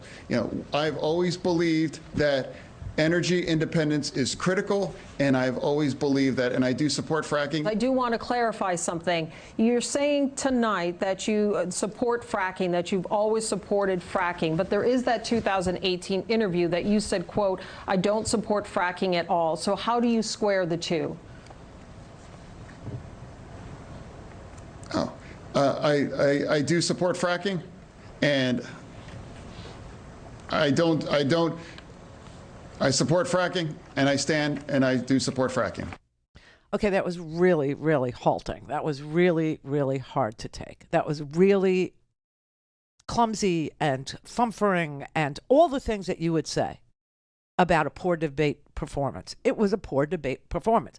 Not for somebody 5 months outside of a stroke, but a poor debate performance. All right, just so you know, Dr. Oz also called for a moratorium on fracking back in the day. And when he was asked about his flip-flop on the issue, he was smooth as a snake oil salesman. You wrote a column in 2014 calling for no fracking pending health study results. But in a video posted on social media in March, you said, quote, natural gas guarantees high-paying skilled jobs right here in Pennsylvania, so back off Biden. Give us freedom to frack. Mr. Oz, please explain that changing position. 60 seconds. I've been very consistent. Fracking has been demonstrated. It's a very old technology to be safe. It is a lifeline for this Commonwealth to be able to build wealth, similar to what they've been able to achieve in other states. For that reason, I strongly support fracking, drilling, the piping of that natural gas. In fact, I'd build a facility even in Philadelphia so we can export it to our allies and help them, the ones that are struggling now in Eastern and Western Europe because of the Ukrainian war. Okay, he wants you to frack so he could export our energy. Okay, that is a terrible answer. And in a normal scenario, everybody would be parsing that terrible answer. First, he was for a moratorium on fracking. Now he's for fracking. And the reason why he says he's for fracking is because he wants to export our natural gas. He wants to export shale. He wants to export what we are going to spend an enormous amount of water extracting from rocks. Okay. And he wants to take that and export it. Now, if John Fetterman wasn't, disabled by a stroke and some speech and auditory issues that he had, then we would be talking about the fact that Dr. Oz has a problem processing the truth of what he said there, the reality of what he's for, which is to export our energy. But we're not talking about Dr. Oz because everybody is stunned when somebody with a disability shows up to debate somebody without a disability. Character matters, everybody. It is the core of what we used to choose for our senators. It's the core of what we used to choose our representation in the House based on. We used to just, if you didn't have principles, if you didn't have integrity, if you were a liar, if you supported liars, if you were a truth denier, if you were an election denier, it was a non-starter. Oh, not anymore. Not anymore. I mean, you could see the effects of the stroke, but not as much as you could see whatever's wrong with Herschel Walker.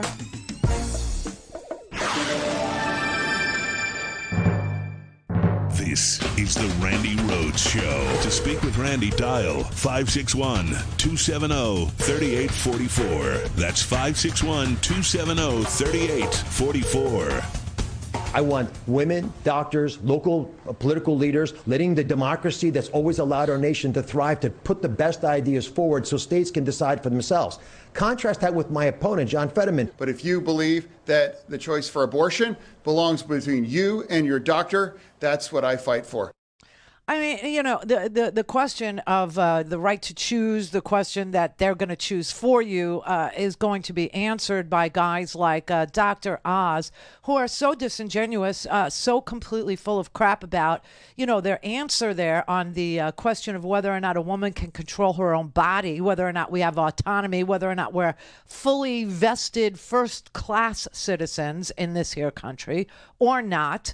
I don't want that question to be answered by, a guy like Dr. Oz, who obviously knows what the medical risks to a woman can be when there's a problem with, a pregnancy, when there's a problem with, delivering, when there's a problem with, the fetus forming, when there's, all kinds of issues, whether, and I'm not even discussing, the rape and incest thing. I'm talking about health, okay? The actual, not mental health, but the physical health. He knows what an ectopic pregnancy looks like. He knows what it does. He knows it'll kill you. He knows that, some women are better off, if after a miscarriage of having a DNC so that they can live another day, to have another shot at it, to have another bite at the apple, to form a family, naturally. He understands what medical issues are. He also understands what the scarcity of medical care is for especially, rural women. He knows that hospitals are closing all over this country. He knows that clinics are closing all over this country. He knows that access to health care is a tough thing to come by in many, many, many places in this country. He's not stupid. He's just playing this thing out so that he could go to the Senate and then vote against a woman having a right to choose. He's sitting there lying to your face, telling you, oh, I think local politicians. So what? I'm pregnant now, and I go to my doctor, and my doctor says it's not viable, okay? I'm so sorry, but there's no head. Or I'm so sorry, but the organs that are supposed to be in the, stomach area are forming in the chest cavity. Okay, there's just no chance for survival outside. What we recommend is that you don't allow yourself to get septic and that you live another day and try again. Try again. I know it's depressing. I know it's sad, but we'll be here for you and, we'll help you try again. I mean, honestly, he knows what it is, and he won't say that. He just won't say it. He tells you that it should be you, your doctor, and then what? You call the governor, or you call the mayor, or you call your senator, or you call your House member, your district representative, you call your city councilman. I mean, what is he talking about where it needs to be a local politician deciding? What is he talking about? Okay, the question to him was whether or not he would vote for the complete ban, the freaking national ban on abortion that the Republicans have 20 votes for. And that was his answer. Oh, I think it should be decided by the locals? Really?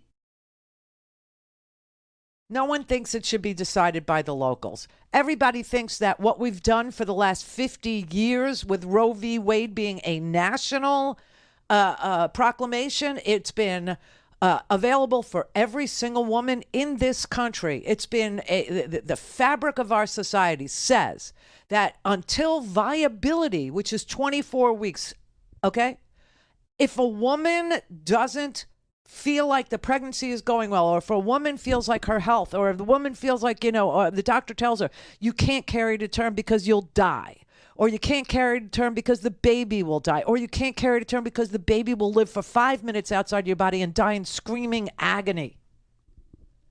Roe has been available for every single woman in this country, and it should be the law of the land. If you believe that the choice of your reproductive freedom belongs with Dr. Oz, then you have a choice. But if you believe that the choice for abortion belongs between you and your doctor, that's what I fight for. Roe v. Wade, for me, should be the law. He celebrated when Roe v. Wade went down, and my campaign would fight for Roe v. Wade, and if given the opportunity, to codify it into law. And he will not. You know that. Dr. Oz would be a no. Dr. Oz, if Dr. Oz, God forbid, goes to the Senate, you know what Dr. Oz is going to be all about. He's going to be all about what the Republican agenda is. Now, given that they don't bother to tell you what their platform is, we're only left to guess, okay?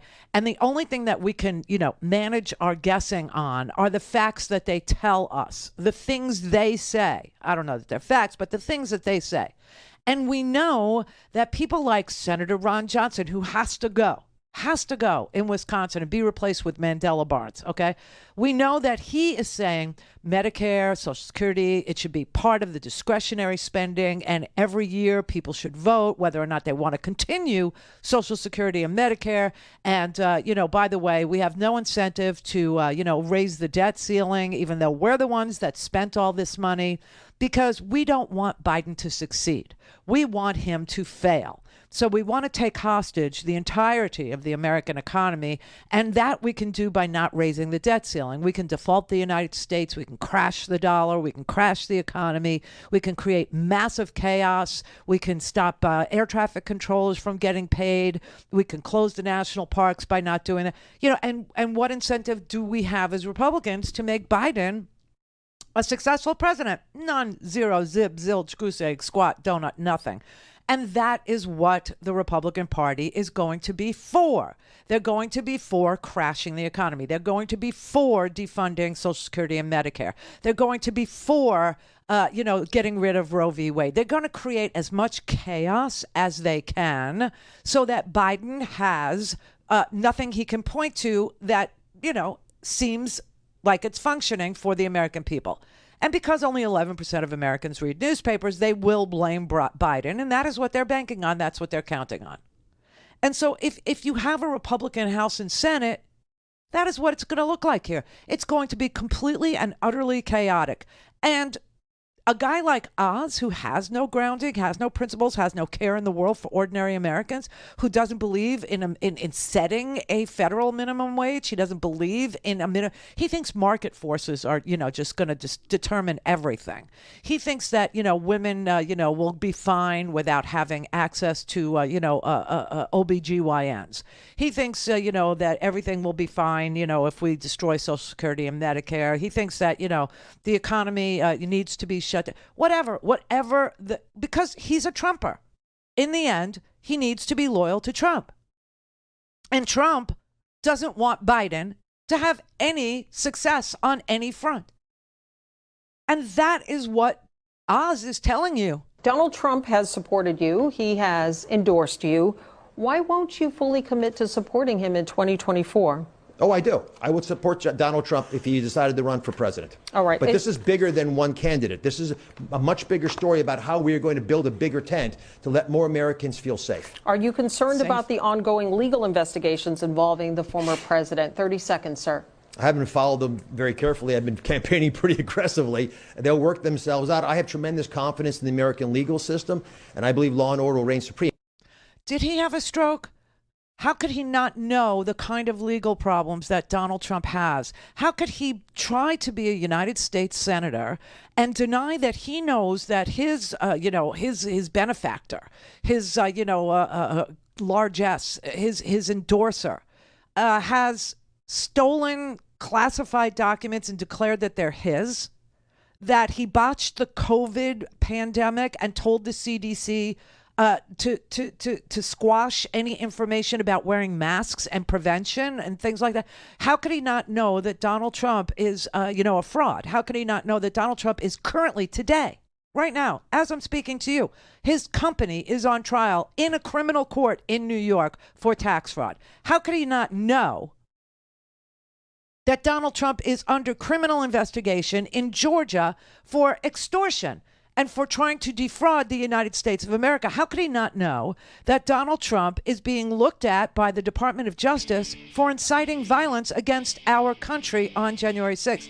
How could he have missed all that? You see, this is what smooth snake oil salesmen sound like. This is what lying actually sounds like when you are a salesman, when you're a good liar, and when you need to lie. I just want you to know that, yes, Fetterman had a disability last night. No doubt about it. But Oz is just a reality denier. He's got a deficit in truth processing. He's not loyal to you or the Constitution or this country. He spent $20 million of his own dollars to buy that Senate seat. Make a note of it. Then go vote.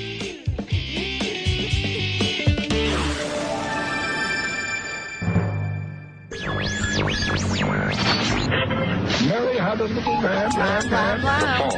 We believe that all men are created equal. To the magnificent mosaic that is America. From radio beacon to radio beacon. I have a dream today. Change has come to America. Believe me. Help is on the way. Knock, knock. Who's there? It's a figment of your imagination. Randi Rhodes Show. Turn up your mind. Don't let them ride your bike no more, Senator. Get that saddle off your bike and straighten your bike up.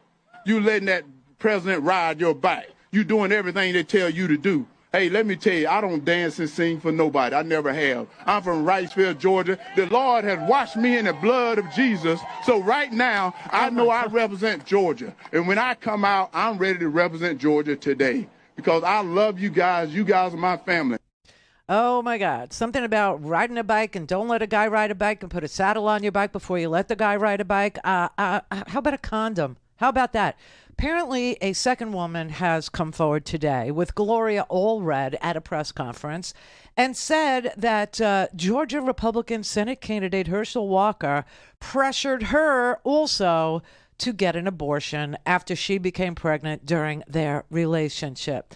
She said at a press conference this afternoon that she's been watching him deny that he asked the baby mama of his 10-year-old to have an abortion.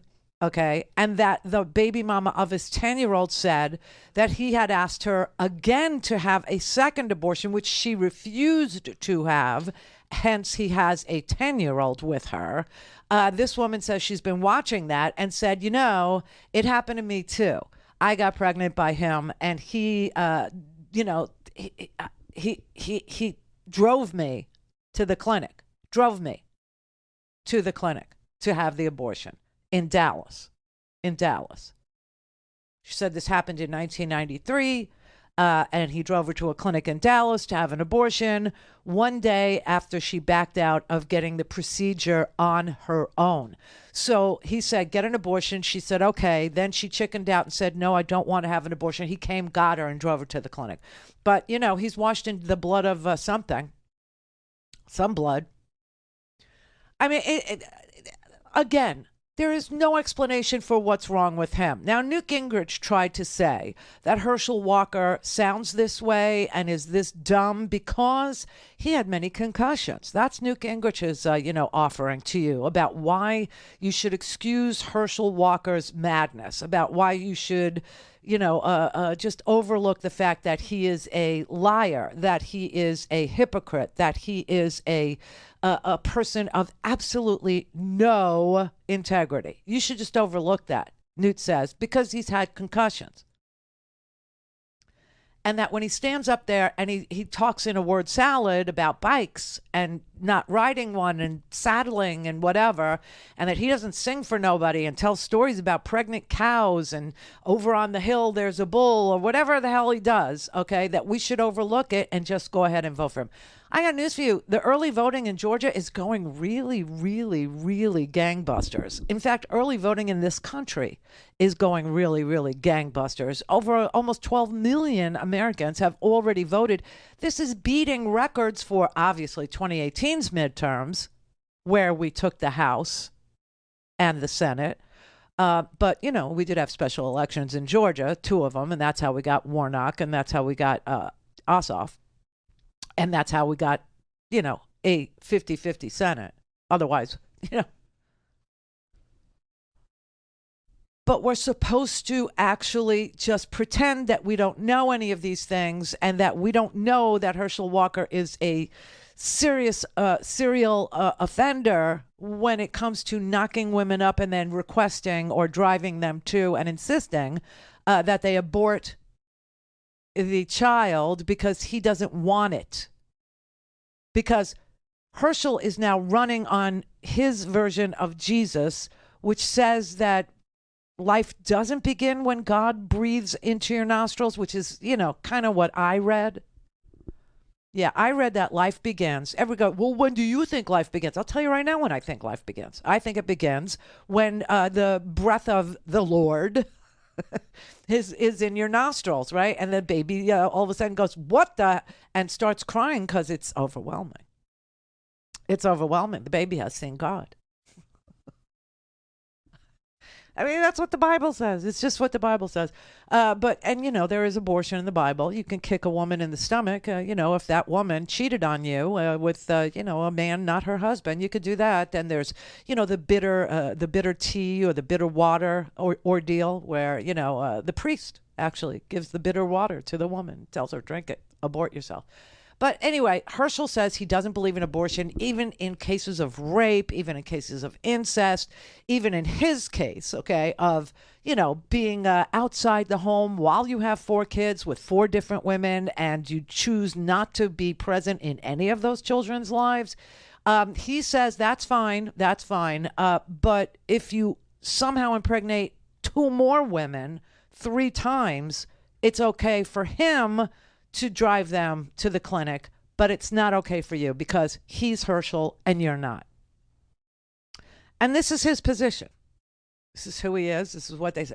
Now, somebody's going to have to explain to me why a man who lies like that is a better bet simply because he's a Republican than a Democrat whose character is bankable, knowable, learnable, seeable, understandable. A man whose entire life was based on, volunteerism and giving back to communities, not even his own community. I mean, Fetterman is from a community that's 200 miles away from Braddock. Okay, he's from a community called York, which is real leafy, real suburban, real privileged. And instead of taking his Harvard degree and making money and going about his business. No, he decided that his life was going to be in service to others in less fortunate, places in Pennsylvania. And he actually did do it for 20 years. Did do it. But somehow I'm supposed to overlook the fact that Herschel Walker had a privileged life, screwed it up, lies about it, held guns to women's heads, thought about, blowing another guy's brains out, describes it to you, says that, he could see the gray matter. He could see the guy's brains in his mind being blown out of his head. Claims that the thing that stopped him from doing it was a "honk if you love Jesus" bumper sticker. And this is what stopped him from being a murderer. How else do you put it? I'm not buying that. I'm not believing that. I'm not having any of it. I don't think that that's something and somebody that ought to be sent to the United States Senate as a Democrat, as a Republican, as an independent. I don't see how that's even passing muster in the party of the populist party. I don't know what to call them anymore. I mean, they're the party of hate. They're the party of lies. They're the party of taking away rights. They're the party of creating chaos and confusion and lying and saying things were stolen when they weren't stolen and saying crime is bad as a proxy for race. You understand that that's what this is, right? You know, because I watched a debate last night. I don't know if you saw this one. But there was another debate, this one not of national importance, and therefore, you know, it does take a backseat to the national Senate race that's going to affect the makeup of the United States Senate. But there was the governor's debate in New York last night, between Kathy Hochul and Lee Zeldin, who's running as a deranged election denier. And, I mean, obviously, this whole thing where Zeldin kept accusing Kathy Hochul of being blind to crime or whatever, it was such a dog whistle because I looked it up. And crime in the state of New York, since Hochul's been the governor, since Cuomo stepped down and she became the governor, has declined almost by 20%. It's declined by 14%. So they keep on telling you crime is going up, and Republicans are better on crime. You understand what they're saying, right? You understand the little dog whistle, the Willie Horton ad that they're running. Go for launch. Speaking truth to power, the Randi Rhodes Show. All right, this is the current governor of New York, Kathy Hochul, telling Lee Zeldin, you're just trying to scare people. And I looked it up. Crime in New York is down 14%. You can either work on keeping people scared or you can focus on keeping them safe. I have worked hard to have real policies that are making a difference. And as you mentioned, that data is still being collected. But I did focus on bail reform in our budget. That's why the budget was 9 days late, because I insisted on common sense changes. But there is no crime fighting plan if it doesn't include guns, illegal guns. And you refuse to talk about how we can do so much more. You didn't even show up for votes in Washington when a bipartisan group of enlightened legislators voted for an assault weapon ban. I mean, we lost another child and a teacher yesterday in St. Louis because people will not support what I was able to get done here in New York, and that is a ban on assault weapons for teenagers. You can't even do that. It's quite extraordinary, but it's about getting the guns off the streets. That's the first start. We have more to do, but I'm the one to do it. I mean, obviously, guns is the elephant in the room when you talk about gun crime. Just saying. And, the idea that the Supreme Court is deciding whether or not New York can actually, control its guns is just, it's the cherry on the cake of the crime wave, on the crime wave's day. And that people in this country who have an R after their name pretend that it's not an issue.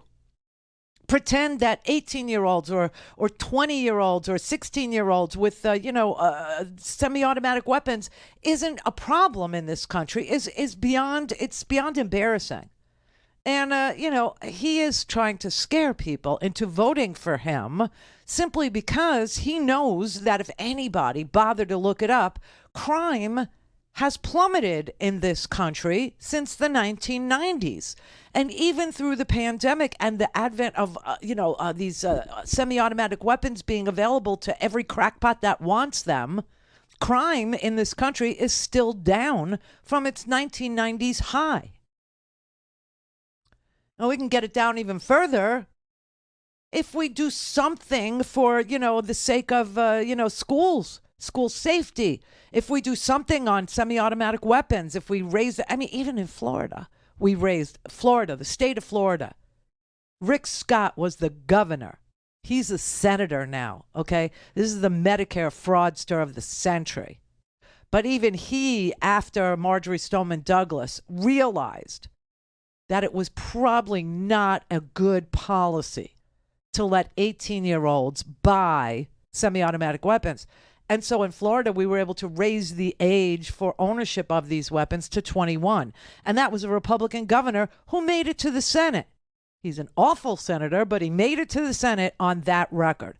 So what is this talk of crime with no solutions? What is this all about? It's a proxy. It's a proxy for saying Mexicans are rapists and murderers, that they bring, guns and they bring, fentanyl and all those other things, I mean, if you really wanted to stop the drug cartels in Mexico, and I've said this, I will say this till the day we do it, and then you'll see that it was the right answer when we do it. But if you want to stop the drug cartels, then you have to stop the guns. And in Mexico, guns are basically illegal. You can't get them there. You can buy guns at one gun store in Mexico City that's located on a military base. So where are the drug cartels getting their guns? From us. They're being smuggled in to Mexico from the United States because we let everybody have a gun. You get a gun, and you get a gun, and you get a gun, and here's a gun for you. Look under your chair. There's a gun. And that's how Mexican drug cartel. And so every time they walk up to that fentanyl line and they start saying, well, it's not just about immigration, it's about fentanyl. You left out the fentanyl. You left out the guns. You left out the issue of gun smuggling. You left out the issue of easy to come by guns going over the border that way. They're only focused on stuff that's coming in. They don't want to look at what's going out. They don't want to look at who's arming these freaking drug cartels. You know why? Because they'll see their face in the mirror. That's too painful. And it screws up their whole narrative about guns and needing them because of crime. They perpetuate this endless loop of violence. It's who they are. It's what they do. Look, let me play you this. Okay, this is just amazing. This is Blake Masters. Blake Masters. He he wants to be a senator in Arizona. Okay, and he's back crap. This is designed to kill people. We're like, what? Whoa, he said that? Psychopaths are running the country right now. I had consultants that told me, Blake, we never want you to say anything unplanned. And I literally just laughed at him. I was like, that's not going to work. AK-47, when you absolutely, positively have to kill every last motherfucker in the room, except no substitute. I'm Kyle Kirkhoff. I don't really have a formal title, but I volunteer for the campaign. Blake and I have been best friends for like 15 years. Oh, my God. I help a lot with the videos, the ads. That's what's going into Mexico. Okay, that is exactly the problem with the drug cartels. These people are bat crap, okay? They are perpetuating violence. They are ratcheting up the opportunities for violence, not just in this country, but cross-border. And then they have the nerve to hold themselves out as problem solvers. Really? That is just so strange and weird. Okay, back to New York.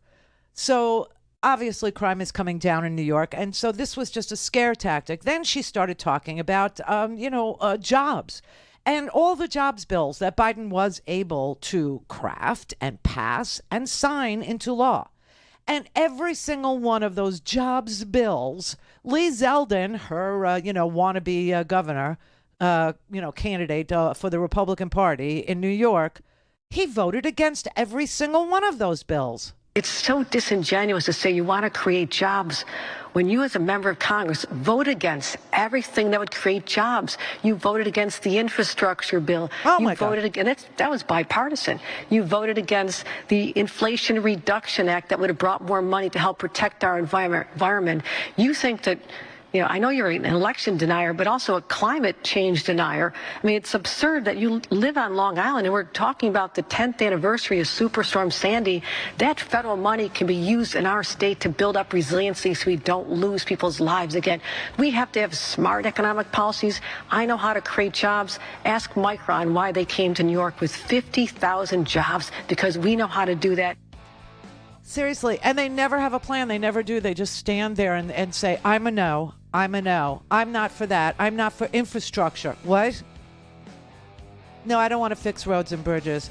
It's New York. Everything's connected by bridges, okay? Manhattan is a freaking island. You're from Long Island. I mean, they're just no's on infrastructure, no's on the Inflation Reduction Act, no's on lowering prescription drug costs, no's on bringing jobs back to New York, no's on this, no's on that. And then they point and they say, see, nothing got done. Call in, connect. To speak to Randi, call 561-270-3844. 561-270-3844. I want to hear it from MAGA Republicans, officials who had hundreds of thousands of dollars of debts, even millions of dollars in pandemic relief loans forgiven, who now are attacking me for helping working class and middle class Americans. My team at the White House posted a video of this, folks, online. You should check it out. Marjorie Taylor Greene, she and her husband got $180,000 in business loans forgiven. Oh my from God. the PPP program. She said it's completely unfair for us to forgive student loans for working and middle class Americans. Representative Vern Buchanan of Florida said our plan was reckless. Guess how much he got in that program? Forgiven. $2,300,000. Oh my God. It's not a joke. Can't make this stuff up. Republican governors wrote me a letter saying this relief only helps the elite few. Y'all know you're the elite few? I knew you were really special, but I know you're the elite few. I'm serious. Ted Cruz, the great senator from Texas, he said it's for slackers, quote, slackers who don't deserve relief. Who in the hell do they think they are? Really, who do they think they are?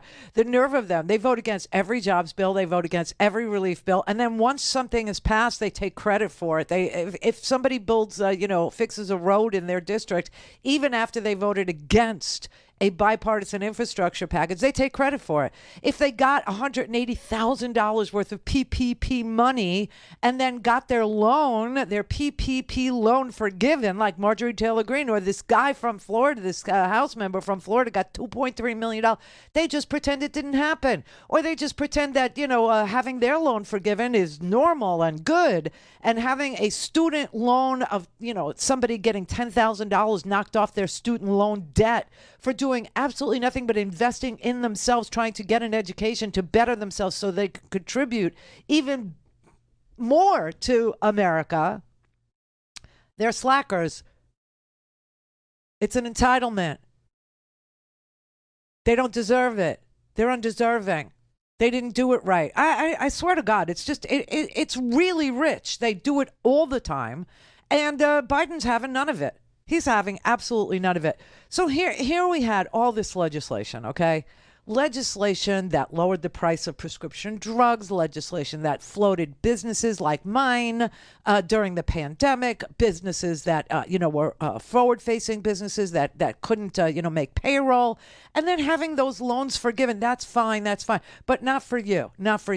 We shouldn't lower the price of prescription drugs. We shouldn't save Medicare the money that it spends on prescription drugs by negotiating. It's not even, they're like, well, negotiating is bad. It's so sick, okay? Economically, Democrats are on your side. Economically, Republicans talk. They talk a lot. We took on the pharmaceutical companies. We took on the big oil companies. We are raising taxes on corporations in order to help lower costs. That's why you can trust us to fight for you to deal with higher costs. You can't trust the people who want to give tax cuts to big oil to deal with high gas prices. You can't trust the people who want to give tax cuts to Wall Street banks to fight for you in a world of greedy corporations. So it's proof of what you're going to do going forward, not asking for a pat on the back for what you did. I think that is the pivot here. I think the president's laid that out in a couple of speeches, and I hope a lot of Democrats will follow that. I think it's been laid out, Dan Pfeiffer. I think everybody who wants to know does know who was for the infrastructure package. I think anybody who wants to know does know who's for saving Medicare and Social Security. I think anybody who does want to know knows that Democrats want to tax and passed a 15% minimum tax on billionaire corporations. I think people understand that if you wanted to, do something about inflation, then the answer is a windfall profits tax on those companies that are gouging us in the moment that they are the most profitable. The absolute most profitable quarters for oil and gas, the most profitable quarters for big ag, the most profitable quarters for pharma, and they're gouging us. I think people know that. And I think they also understand that there is a group of people called the Democrats that have had it with this behavior, that understand that 50% of the inflation is caused by corporate gouging and lack of competition in the marketplace. Here's a basic factoid. If there was a normal amount of competition in the marketplace, a normal amount, then people would be selling things cheaper because they don't want you to go to the store that's gouging you. But because there's no real competition, everybody's gouging you. Everybody's doing it because there's nobody that's undercutting them. There's nobody that's discounting it. There's nobody that's saying, hey, come over here. We're not going to gouge you. This gas station, and that's because everybody has their prices set at the national level or at the international level or at the global level. It's ridiculous. It's ridiculous. So who's saying we'll bring businesses back to America? Who's saying screw the Chinese? We're not going to we're not going to get our semiconductors from them anymore. The supply chain broke. Live and learn. So now we're going to build them here. Democrats are. Democrats are building things. Democrats are investing in America. Democrats are putting America first, Americans first. They just talk. They just talk. They slap labels on things. They say that's what they're for. And then when the bill comes up that shows that they're really for that they really want to build, open an Intel plant in Ohio, or they really want to build microchip plants across the country, or they really want to build EVs, they really want to invest in infrastructure that will have battery swaps where you could just pull up, swap out your battery from this car and take a fresh battery and get on your way.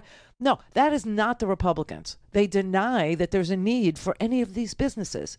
They deny that there's a need for anything renewable. They deny that there's a need for anything local. They deny that there's a need for competition. They deny. Okay. And it's the same thing with crime, the same thing. You elect a Democrat, crime comes down 14%, and then you say, there's crime. There's crime. Crime, crime, crime, crime. Well, what's your plan for crime? We don't have a plan for crime. What do you mean you don't have a plan for crime? No, we don't. We just have to point at it and make people afraid of it and then tell them who to blame for it. And of course, it's going to have a tinge of racism to it. The top 5 states with the highest homicide mortality rates are all red states. Oh. Mississippi, Louisiana, Alabama, Missouri, Arkansas. How are Democrats playing defense on this? How is this not a stat that is mentioned every single time Republicans want to talk about crime? How? How is it that is not mentioned? How is it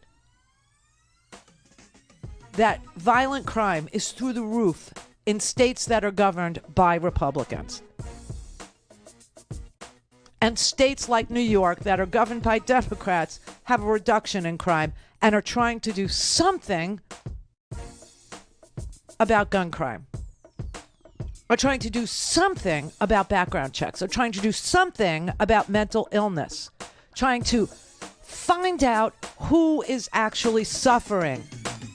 And the Republicans vote no.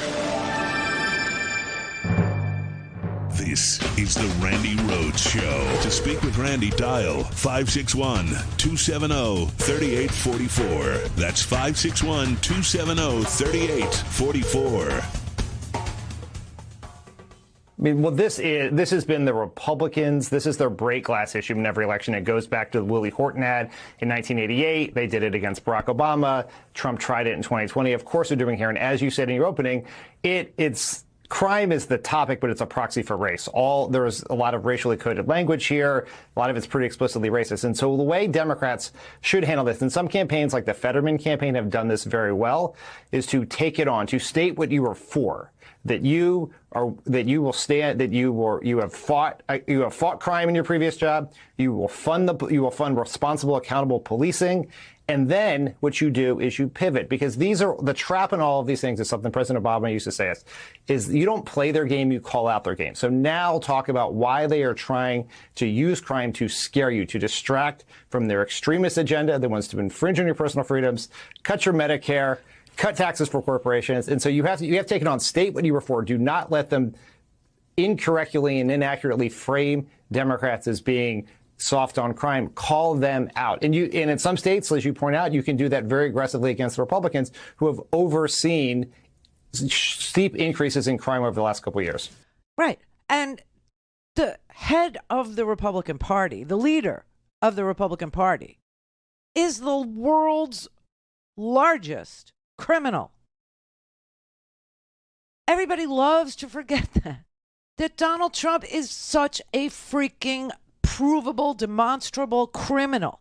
He has defrauded students at his school. He is on trial today in New York for tax fraud. His company defrauding the government, defrauding the state of New York out of payroll taxes by giving pay to Weisselberg through paying his rent, through paying for his Mercedes-Benz leases, plural, so that he could avoid payroll taxes. That's what this case in New York is about. Then you've got the Espionage Act hanging over his head in the removal of classified documents, and then his claim that they're mine. They're not his. They belong to the National Archives as a caretaker for the government of the United States, which is what all presidential records are. They are the property of the United States of America. They are not the personal property of the person that was in the office. The office of the presidency has its own lawyer.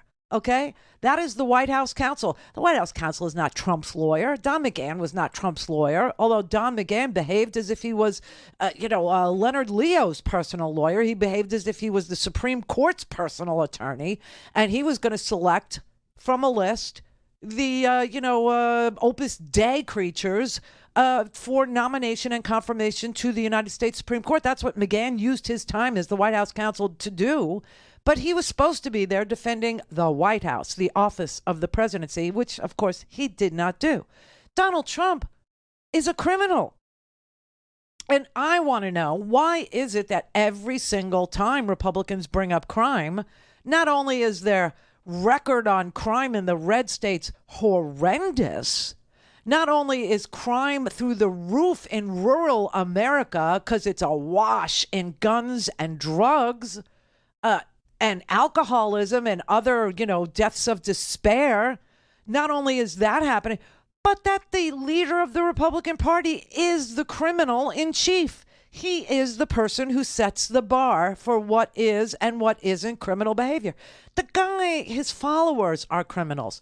Every single person that did damage to the Capitol, every single person that smeared feces on the walls of the United States Capitol, every single person who broke a window or hunted down Nancy Pelosi or, carried a Confederate flag into the Senate or, took a dump on the or rifled through the desks of House members or Senate members or tried to obstruct Congress from doing its job.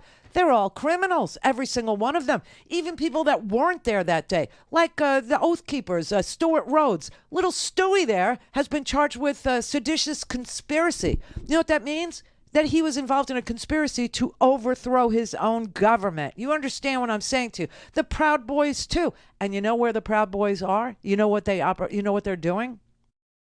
They're the GOP in Miami. They literally are the party in Miami. Enrique Tarrio and his little crowd down there, they're in charge of the Republican Party in Miami. And when Marco Rubio was asked about what does he think about the Proud Boys being in charge of the party in Miami, he said, "Well, I'll let you know once you start acknowledging that the Democrats are communists." What? What is wrong with you? We asked Senator Rubio if he's okay with Proud Boys serving on the Miami-Dade GOP committee. Well, when you ask me about the communists and socialists that are part of the local Democratic Party, then we can talk about who's a member of the Republican Party. Answering one question with a false analogy, really not a good look for a United States senator up for re-election. Okay, that's our local Channel 10 newsman, okay, who went and asked Marco Rubio, what do you think about the GOP being run in Miami by people who are accused of seditious conspiracy? And his answer is to say that Democrats are communist? I mean, what the F? What is wrong with you? It's a false analogy. It's not true. It's not an analogy because it's not analogous. Okay, there are no communists in the Democratic Party. There's one socialist, and he's a Democratic socialist. That's Bernie Sanders. That's not the kind of socialism that we're talking about when you talk about Hugo Chavez or communist, countries. These people are out of control with their love for the crime and the criminal and the protection of the criminal and the crime is nothing. It's a kerfuffle. It's what Blake Masters says about, January 6th. Oh, it was a kerfuffle. It was a kerfuffle. People died that day. Okay, one of your own died that day. How do you even separate the death of Ashley Babbitt, which actually happened, from the word kerfuffle? I mean, it makes no sense because it's nonsense. It makes no sense because they are saying it. They are saying it to deflect. They are saying it to try and legitimize themselves as being a real political party. And they're not a real political party. They're a bunch of criminals. They're a bunch of miscreants. They're a bunch of fascists. They're a bunch of autocrats. They don't believe in a free market economy. They believe in oligarchy. They believe in mafia rule. They believe that the leader of their party, Donald Trump, is a criminal, but that he's calling on the other criminals in this country to protect him because he can't go to the police. See, Donald Trump can't go to the FBI for protection. So Donald Trump goes to the Oath Keepers for protection. Donald Trump goes to the Proud Boys for protection. He goes to the 3 Percenters for protection. He goes to white supremacists in Charlottesville for protection. And by the way, Fox News the other night, they were sitting on their news saying, oh, and one of Marco Rubio's canvassers was brutally beaten in Hialeah, Florida, and you won't hear the liberal media talking about it. You want to hear me talk about it? Okay, let's talk about it. The guy that was beaten up who was canvassing for Marco Rubio, believe it or not, is a white supremacist. He's Cuban, but he's a white supremacist. His name is Monzon, and he was literally in Charlottesville. Florida's my home. My family's been here, ever since the late 1800s. You said that you're Cuban American.